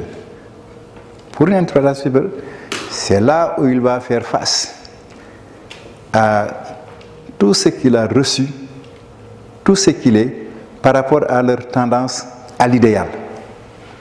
Oui. Dans l'adolescence, à ce niveau, les parents doivent comprendre que chez l'enfant éclate vraiment et d'une manière plus rehaussée tout ce qu'il est. Son corps devient un autre corps et fonctionne d'une autre manière. Un enfant, ça lui est égal son corps, mais un adolescent, ben écoutez, l'érotisme vient, le flirt vient. Ah. Un enfant s'en fiche éperdument, mais un adolescent, ça change. Son corps n'est plus comme c'était. Son corps devient autre chose pour lui-même. Son intelligence n'est plus comme avant. Il apprenait. Maintenant, il est en train de chercher à ce que ce qu'il sait soit ce qu'il veut être. Généralement, il peut dire à papa, non, la façon dont vous avez conçu votre société, que vous menez vos histoires, non, c'est de la folie, c'est pas ça. Son génie cherche à sortir vraiment sa véritable clairvoyance du monde, selon son originalité. Le côté de sa personnalité ne subit plus une obéissance servile. Cherche à affirmer quelque chose d'authentique chez lui-même. Donc à ce moment-là, les parents doivent comprendre que ce n'est plus l'enfant, c'est un nouvel être. Voilà. L'adolescence nous met toujours dans une situation de nouvelle signification des choses. Vraiment, si un parent aime son enfant de 12 ans, qu'il se dépêche de le photographier dans tous les sens. À 14 ans, l'enfant n'est plus reconnaissable, complètement transformé. Si vraiment, à 14 ans, 15 ans, vous le traitez comme vous le traitiez quand il avait 11 ans, mais maman, je ne suis pas un enfant. Ça heurte les parents, mais c'est la vérité. Ces types d'affection-là, trop tendres, là, dont il a besoin à 10 ans, 11 ans, mais quand il a 15 ans, 16 ans, il commence à dire ça m'infantilise. C'est pour mon frère, ça. Oui, il veut autre chose de plus costaud. Souvent, ça heurte les parents sont déboussolés, commencent à dire que tu es ingrat. Mais il n'est pas ingrat, c'est toi qui n'as pas suivi. Évidemment. Donc, voyez-vous, il remet, tout est remis à nouveau. Il comprend sa vie dans une approche nouvelle et originale, authentique et vraiment nouvelle. Ça peut surprendre les parents. Je ne reconnais plus mon enfant, mais non. Heureusement que ce n'est plus l'enfant que je cherche à reconnaître, mais c'est un autre être qui émerge, bien sûr. Voilà. Donc, voyez-vous, vraiment dans cette adolescence, les parents, ils ont besoin, sincèrement, de réfléchir et de comprendre les mécanismes de l'adolescence. Ça transmue mon enfant en un tout autre être. Un être nouveau qui n'est pas encore apparu. Et c'est cette nouveauté, cette originalité qui heurte les parents le plus souvent. Ils l'ont jusqu'à présent, depuis qu'il est né, aimé dans un schéma où pratiquement il a obéi. Mais maintenant, l'enfant passe dans son schéma authentique et personnel. Il en est ainsi de chaque créature humaine. Il le faut bien. Et souvent, les parents ne comprennent pas ça. Il faut qu'ils comprennent que leur enfant passe dans la phase où il veut se comprendre lui-même, où il veut se connaître.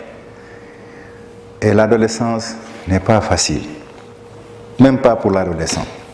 C'est même peut-être plus difficile pour lui. Plus difficile pour lui qu'on ne le pense. Pourquoi? Ceux qui l'observent, ces phases, qui les étudient, se rendent compte que l'adolescent, tous les jours, échappe à lui-même. Tous les jours, il échappe à la vie. Il change tous les jours. Il faut écouter deux adolescents se parler aujourd'hui et se parler demain. D'ailleurs, ils ne s'écoutent pas. Chacun fait son discours. Ils ne s'écoutent pas bien. Chacun fait son discours. Ils sont presque parallèles. Mais chacun a besoin de l'autre parce qu'il faut qu'il y ait quelqu'un par rapport à qui je parle sans écouter. C'est une espèce d'extériorisation de mes pouvoirs qui émergent et qui cherchent vraiment à se fixer dans la réalité de mon être. À l'adolescent, il ne se comprend pas très bien. Il est en transition, comme on dit. Sa situation est très transitoire. Il faut par conséquent aussi que les parents comprennent ça. Tous les jours, il est souvent seul, solitaire. Il a besoin de rester tranquille, calme. Ce qui se passe en lui est inimaginable sur le plan des mutations. Donc, les parents ont besoin de comprendre vraiment que l'adolescence est une phase de transformation de l'individu extrêmement profonde, originale et même très difficile à fixer à son niveau. Tous les jours, il y a des transformations à son niveau. Quand il en aura fini, il commencera à pouvoir dire oui, voilà comment je vois la vie avec une conviction. Mais son libre arbitre qui est en train de s'organiser dans une solidité de fonctionnement le fait passer par des phases transitoires très difficiles à comprendre. Donc il faut que les parents comprennent cela et qu'ils l'accompagnent dans cette phase transitoire assez troublante. Mais nécessaire, il faut qu'il arrive à la prise de conscience de son autonomie et de la responsabilité de la gestion de son être. Il va, oui. Est-ce qu'il faut se retirer en autorité sur l'enfant? Ce n'est pas tout à fait ça. Mais c'est bon peut-être de poser ainsi les questions. Nous tous, on peut participer à cette réponse. Mais c'est-à-dire que peut-être les parents renouvellent leur méthode éducative par rapport à la situation actuelle qui consiste en quoi? L'enfant est en train de faire sortir de son être, pas même de faire sortir, il est en train d'assister à ce que son être se transforme et devienne quelque chose de nouveau. Il n'est plus l'enfant d'avant-hier, c'est fini. Lui-même aurait du mal à s'en souvenir. Il ne l'est plus du tout. Mais il ne sait pas ce qu'il va devenir aussi. Il est dans une situation de transition, voyez bien le jeu. Il ne sait plus qui il était il y a 2 ans ou 3 ans. Je lui dis, mais quand tu étais enfant, c'est flou dans sa tête. Mais il ne sait pas encore qui est-ce qu'il va devenir. Tout ce qu'il sait, qu'il transite. Il ne sait même pas qu'il transite. Pour raison. Mais les parents comprennent qu'il est en transition et dans cette transition, il doit aboutir à comprendre son être de façon claire pour lui-même et véritablement à se déterminer par rapport à ça pour le reste de sa vie. Donc les parents changent d'autorité, on ne la retire pas, mais l'autorité devient une autorité d'accompagnement d'une situation. Et je ne dis pas que c'est facile pour les parents non plus. Ça surprend n'importe quel parent. Et ce n'est pas facile non plus. Et ce n'est pas parce que j'ai vu l'adolescence de mon premier enfant que la deuxième adolescence va être facile. Ce n'est pas vrai. Autant de surprises m'attendent. Chaque enfant est différent de l'autre. Chacun. Vraiment, si je portais mes témoignages, et toutes ces choses avant que mes enfants grandissaient, je les connaissais. Mais quand ils grandissaient comme adolescents, j'étais le plus grand cancre qui soit jamais né. C'est d'une originalité troublante pour tout le monde. Il faut vraiment du courage personnel en tant que parent pour suivre la situation. C'est comme tout ce que moi je savais en pédagogie, en psychopédagogie, s'envoler comme ça. Il y a un phénomène de relation mutatrice entre le parent et l'adolescent. C'est incroyable ce que ça fait. Donc je pense que le parent cherche plutôt à accompagner cet enfant.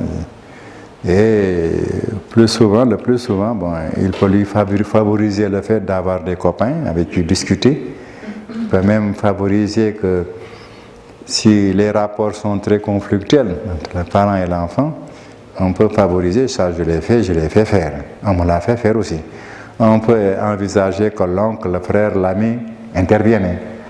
Avec autre personne, l'adolescent peut ne pas vivre la situation conflictuelle, mais la situation discursive, avec la discussion. Mais avec les parents, ça peut être très conflictuel. C'est quelque chose d'assez sévère, vraiment, entre parents et enfants. Donc, il faut trouver des phénomènes d'accompagnement. Des phénomènes d'accompagnement dans ce truc. Je me souviens quand je suis né à Saint-Louis, au Sénégal, à Dakar, au Sénégal. Mais il y avait un système social de stabilisation des adolescents, très curieux, que bon, chaque communauté arrive à force de rencontrer ces problèmes et de crier au ciel pour solution. Chaque communauté arrive à élaborer sa tradition de préservation ou de solution des problèmes. Je me souviens quand on était à Saint-Louis, bon, quand les enfants entamaient le cycle de l'adolescence, ou un peu avant, chaque dimanche, on les envoyait et passer la journée chez un parent ou chez l'ami de la famille. Bon.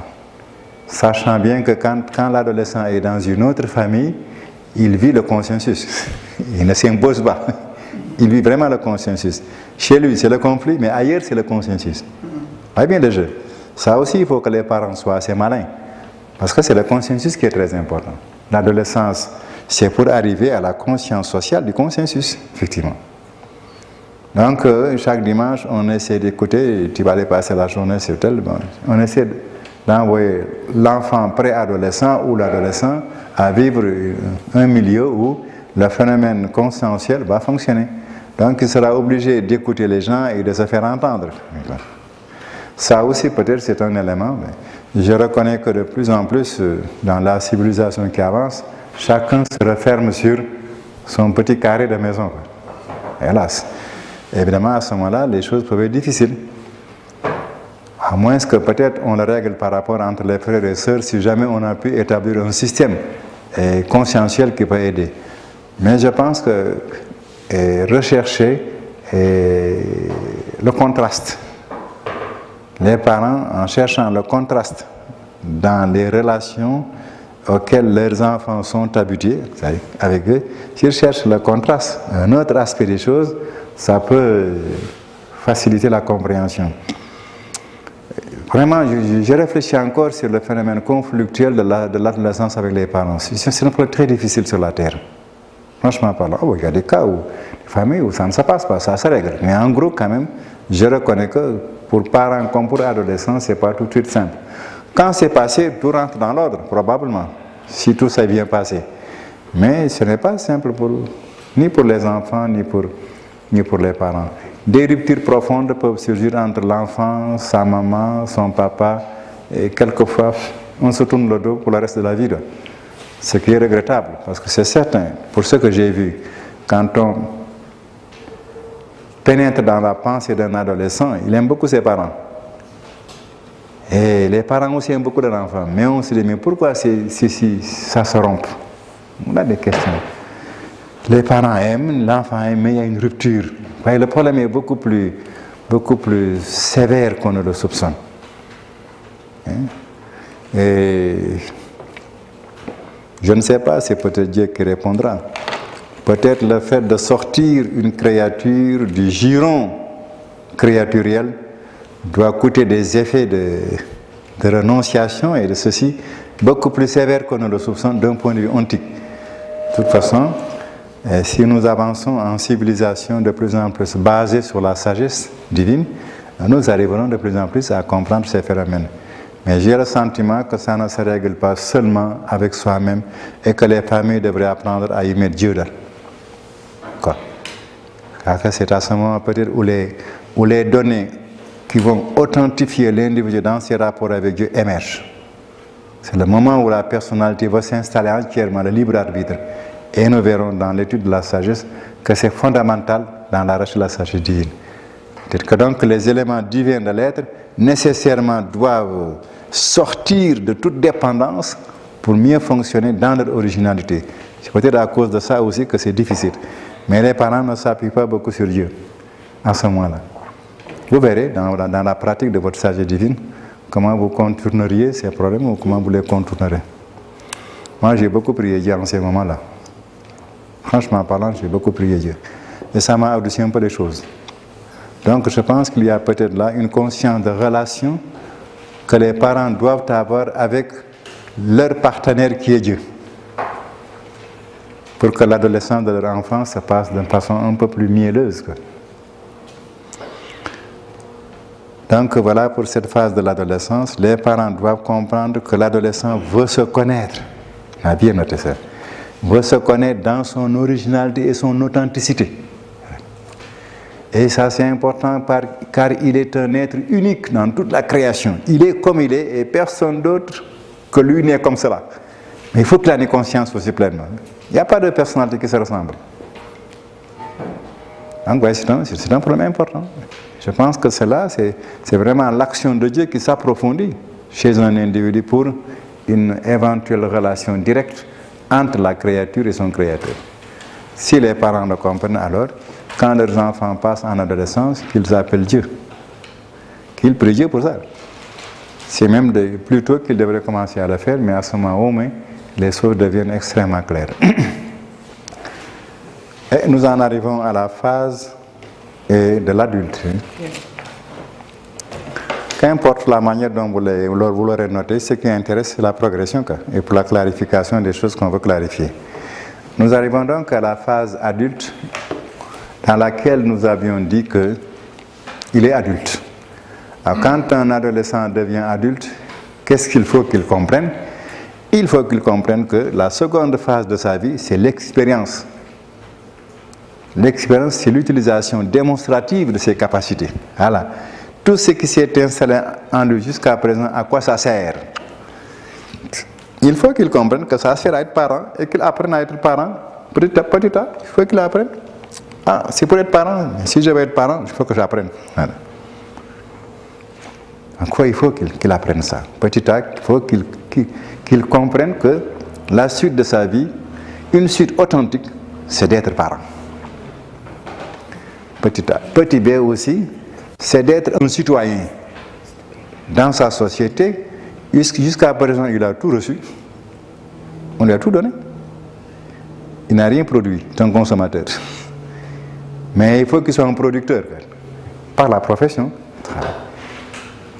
Ouais, jusqu'à ce que l'on soit cela, on n'a fait que consommer et recevoir dans la société. Mais je serai un citoyen authentique de ma communauté quand moi aussi je participerai à la production de ce que j'ai consommé. C'est une relation sociale de contrat avec sa communauté. Il faut que je sois citoyen. Appelez-le ça comme vous le voudrez autrement, mais je suis un citoyen authentique, non pas seulement parce que je paie mes impôts, mais parce que je travaille réellement et que je produis. Et je redonne à ma société tout ce que je lui ai pris pour ne pas défoncer la balance sociale. Il faut que je produise, il faut que je travaille. Je ne suis plus seulement consommateur, mais maintenant je suis producteur. Donc le travail est important.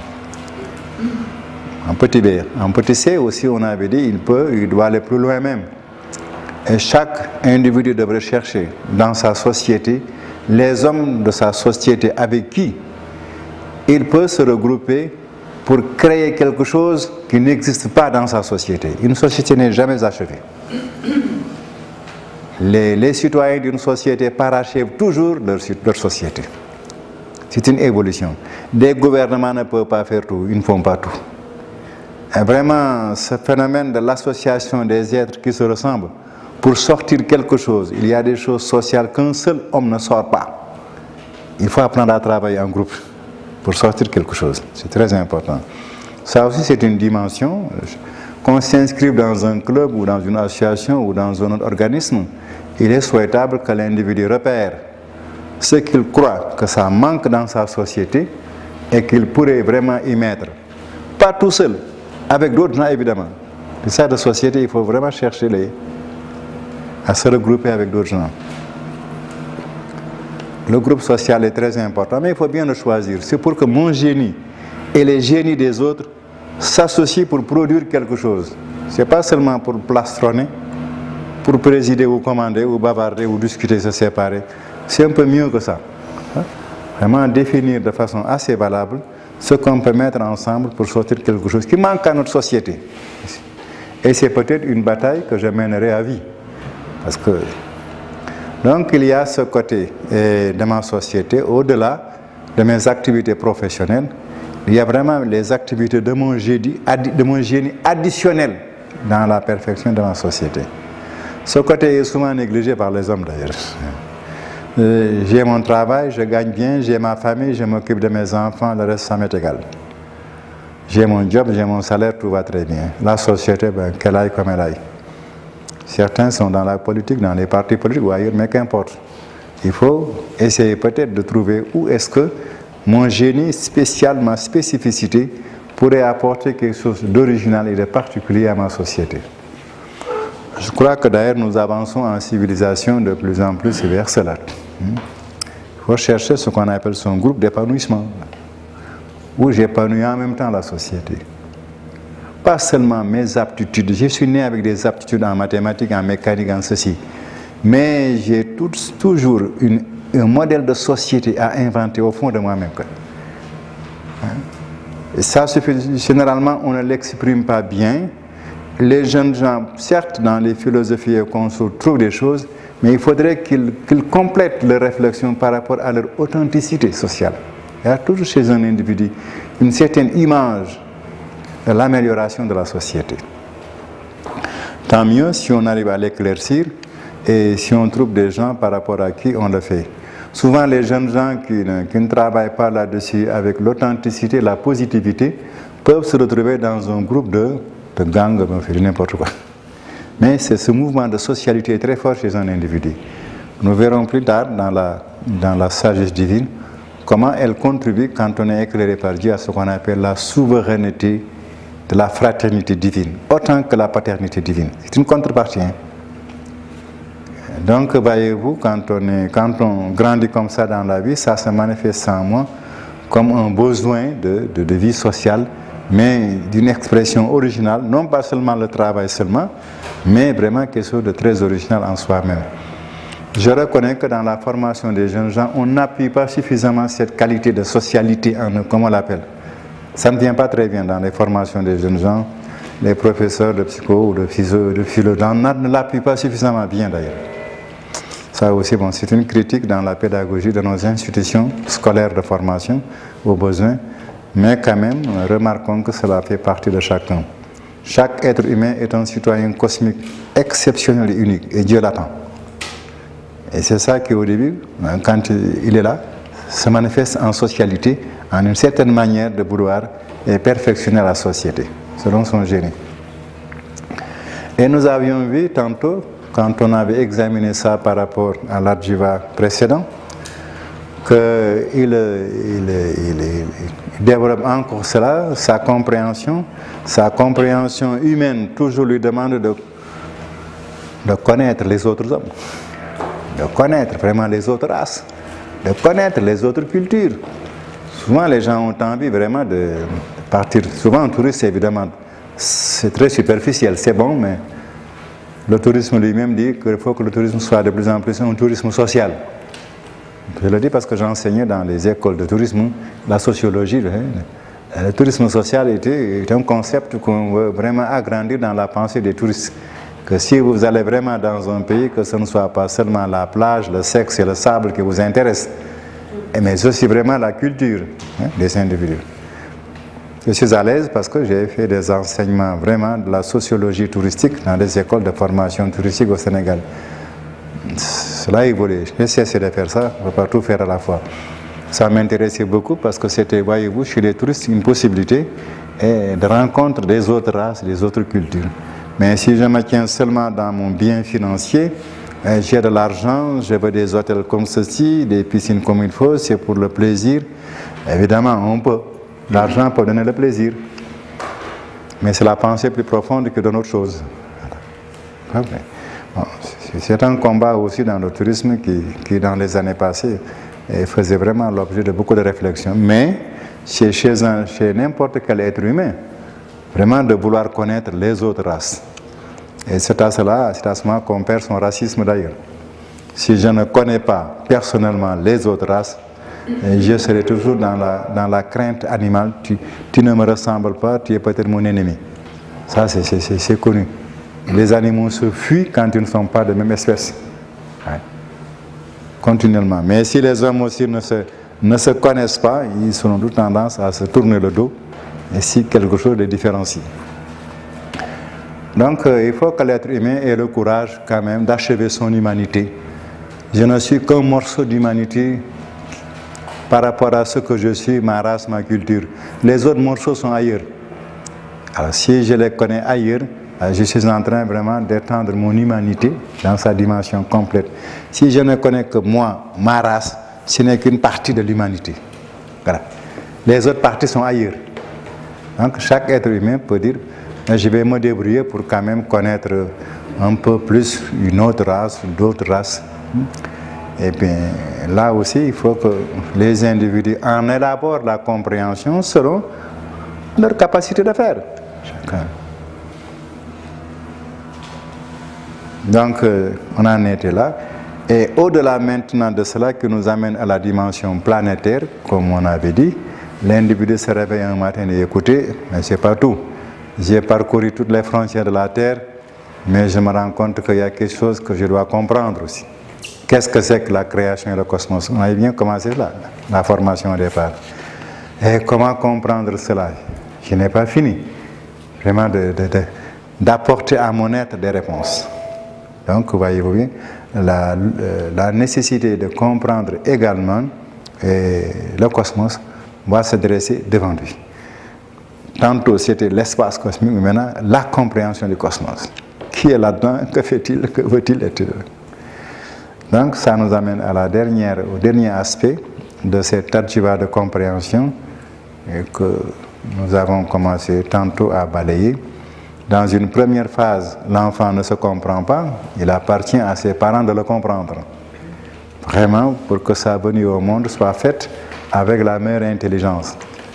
Et particulièrement la mère en qui il démarre, mais aussi le père qui est à côté, pour que la mère puisse vraiment conduire ce travail avec le maximum de succès possible. Ce n'est pas simple pour la mère, et le père doit le comprendre aussi. Et plus on avance, plus l'enfant lui-même participe à son propre effort de se connaître et de se comprendre. À ce moment, les parents aussi élargissent leur attitude de compréhension. Il faut qu'ils comprennent l'enfant qui veut se comprendre, bien sûr. Jusqu'à l'adolescence, quand il a vraiment achevé son adolescence, tout ce qu'il va faire en tant qu'adulte, ce sera des choses qu'il comprendra et définira de lui-même. Les parents sont maintenant en arrière, hein, c'est fini. Dans sa carrière de famille, choisir de se marier, c'est à lui de comprendre son geste. Choisir un travail, c'est à lui de comprendre ce qu'il veut, de le mesurer, de l'apprécier par rapport à lui-même, etc., etc., etc.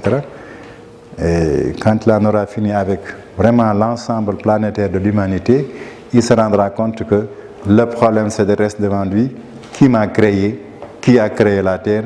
Qui a créé tout cela? Je veux comprendre. Donc l'adjiva de compréhension l'amène aussi jusqu'à la limite humaine possible planétaire et le pousse à l'élévation au-delà. Il en sera ainsi de tous les adjivas. Donc je me rends compte que les adjivas ne veulent pas s'arrêter, qu'ils ne soient retournés à leur propre source. On avait bien dit que ça vient de Dieu, non? Eh oui, ils sont fidèles à eux-mêmes. Ils nous accompagnent, mais ils veulent retourner.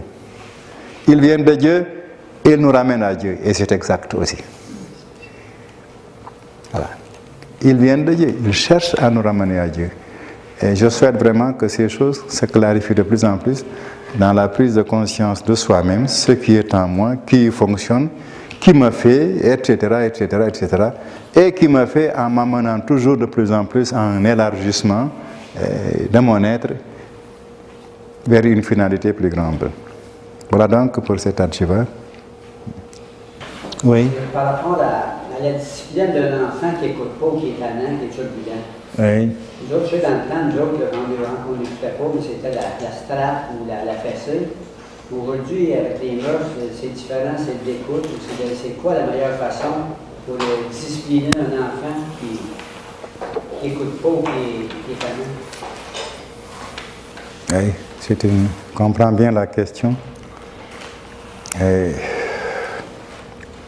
quelquefois, les parents sont troublés dans la situation où ils se trouvent par rapport à leurs enfants. Et tous les enfants ne sont pas faciles. Ils ne se ressemblent pas tous. Il y en a qui sont presque, comme nous disons ordinairement, insupportables. Et ils n'admettent pas très aisément de respecter l'ordre familial, non seulement par rapport à leurs parents, mais même par rapport à leurs frères. Ils veulent toujours opérer en faisant sens dessus-dessous. Vraiment, qui sont turbulents. Il a parfaitement raison. Très turbulents. Et alors, les parents lèvent la main au ciel. Qu'est-ce qu'il faut faire avec cet enfant? Rien n'y donne, rien ni ceci, rien ni cela. Ça existe, hein? Dans chaque famille, il y en a comme ça. Si la famille est nombreuse, il y a probablement 2 ou 3 enfants ou un qui ne ressemblent pas aux autres. Certains parents choqués disent que c'est l'astre noir de la famille. Ils ne veulent jamais tourner dans l'orbite familiale. Ils désorbitent tout. Il arrive que quelquefois, ces enfants turbulents changent brusquement de turbulence et rentrent dans l'autre. Plus souvent, quand ils deviennent adolescents, la turbulence tourne dans un sens inverse. C'est pour nous préparer à ne pas prendre des réponses simples et dogmatiques, des réponses de recettes. C'est ça que j'évite souvent.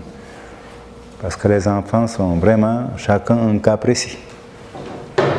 La simple raison que même s'ils sont frères de père et mère, il y a des différences notoires. Donc chacun est un cas très précis et par conséquent, il ne faudrait pas traiter tous de la même manière. Et plus les parents sont ouverts d'esprit de ce point de vue, plus ils sont à même de recevoir la spécificité du caractère de l'enfant.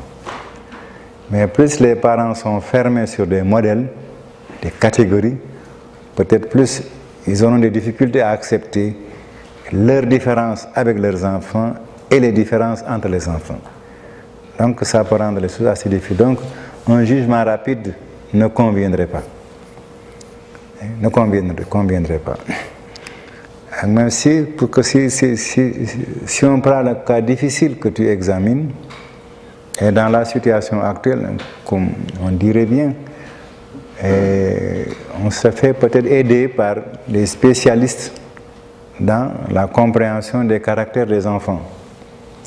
Il n'est pas donc exclu que ce parent voit des médecins, voit des pédiatres, voit des psychologues, voit des gens qui pourraient peut-être l'aider dans la compréhension de ce qui se passe. Je ne dis pas que c'est tellement parfait, mais quand même, nos sociétés connaissent ça et là, des consultations que les enfants doivent faire chez le médecin ou chez le psychiatre. Chez le médecin, il est capable quelquefois de détecter dans le comportement de ces enfants des états organiques qui entraînent quelquefois des situations comme ça. C'est pourquoi il n'est pas mauvais de commencer peut-être par le médecin. Il y a vraiment, dans les êtres humains, des réalités physiologiques qui entraînent aussi des comportements psychologiques pas toujours très simples. Par conséquent, si vraiment le médecin nous éclaircit là-dessus, il est peut-être possible en même temps qu'il nous suggère des médicaments qui pourraient aider la chose. Si le médecin à ce niveau ne trouve rien, on peut aller à un niveau plus compliqué, le psychologue, qui lui va peut-être étudier plus profondément par des phénomènes de test et comment fonctionne à peu près son système psycho-affectif ou psycho-intellectuel, etc., etc. Il peut trouver quelque chose, et bien, s'il voit que le problème le dépasse, aller plus loin, à l'échelle, au niveau d'un psychiatre, mais dans le sens de savoir qu'est-ce qui fait cela.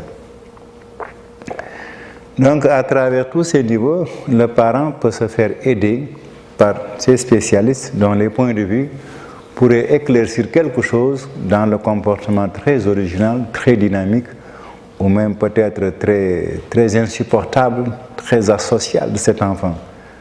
Il y en a vraiment beaucoup d'explications. Je ne voudrais vraiment pas donner des recettes, parce que je travaille un peu dans ce domaine avec des parents. Et mon métier me fait voir que ce n'est pas des recettes, c'est une compréhension qu'il faut avoir. Et jusqu'à ce que l'on en sorte, au besoin, si c'est possible. Et c'est vraiment pour vous dire cela, c'est pour concrétiser ces choses, parce que toujours les cas pratiques sont beaucoup plus éclairants en compréhension que les cas simplement théoriques, sauf pour les spécialistes entre eux. J'ai eu l'occasion de travailler au Sénégal avec des enfants qui avaient des troubles de comportement, qui étaient même classés comme à sortir de la société, à maintenir dans ce qu'on appelle des centres d'observation, parce que leur comportement était jugé presque associable, c'est-à-dire inadapté par rapport à la vie sociale. J'ai eu l'occasion de travailler dans ce milieu des enfants, mais mon approche thérapeutique avait amené les enfants à changer vraiment de manière de faire. Et dans cette pratique de pédagogie, il faut éviter ce qu'on appelle le conflit avec l'enfant. Il faut vraiment éviter le conflit. Et il faut toujours lui laisser voir qu'il peut s'exprimer. Le plus souvent, ce qu'il est à la base, c'est un obstacle d'expression. Les parents n'ont pas beaucoup laissé à ces enfants la possibilité de s'exprimer aussi. Et les résultats que j'ai pu obtenir là-dessus, c'est que quand ils se sentaient à l'aise, qu'on ne s'oppose pas à leur vie. L'être humain, il est sociable. Hein. Bon, il y en a qui sont difficiles à l'extrême. Mais à la limite, pour qu'on parle de ces cas perdus, on peut quand même se rendre compte que beaucoup de changements peuvent se faire. Quand ces enfants vraiment sont arrivés à un moment où ils pouvaient extérioriser la critique de leur propre comportement, c'est-à-dire s'expliquer pourquoi.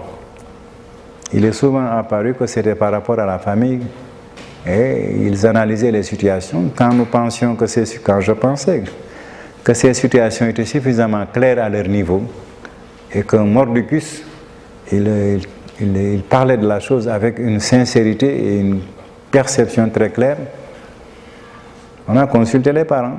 Si vraiment vous en avez envie aussi, vos enfants, dans ces milieux d'observation où on les a placés, ils disent ceci de vous. Et qu'est-ce que vous en pensez vous-même? Souvent les parents d'abord se justifient, veulent refuser la chose. Alors c'est un pauvre diable, il ne veut pas travailler, il ne veut pas ceci. 10 000 justifications viennent comme ça. Bon, avec eux aussi on joue le jeu. Le problème n'est plus au constat négatif. Le problème est à la récupération de la situation. Là aussi, croyez-moi, les parents font des efforts pour changer d'attitude. Ils étaient cristallisés sur une certaine perception de la situation qui ne les plaisait pas par rapport à l'enfant. Et quand on se rendait compte que l'enfant, autant il s'est amendé, autant aussi le parent s'est amendé, on les incitait à se rencontrer dans une situation de consensus. Il est inutile de revenir sur le passé. Si on déterre des morts, on n'en sort pas. Ça pue. Absolument. Nous n'allons pas déterrer des cadavres. Ce n'est pas agréable. L'odeur n'est pas bonne. Donc vraiment, on s'est forcé de sorte qu'ils pouvaient repartir sur une dimension nouvelle et où véritablement chacun comprend l'autre, se comprend et joue le jeu d'une... etc.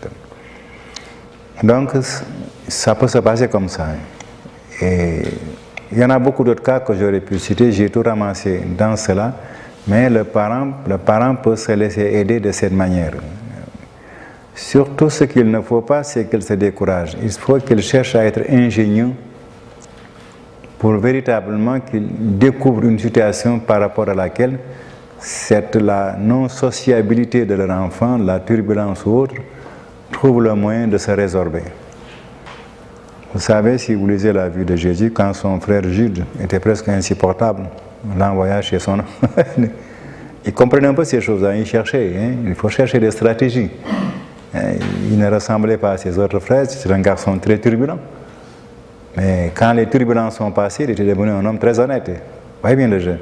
Donc c'est un tout petit peu ça que les parents doivent se mettre dans la tête. La turbulence peut être sévère, comme un avion qui traverse une zone de turbulence. Mais quand même, on peut en sortir. C'est un peu comme ça.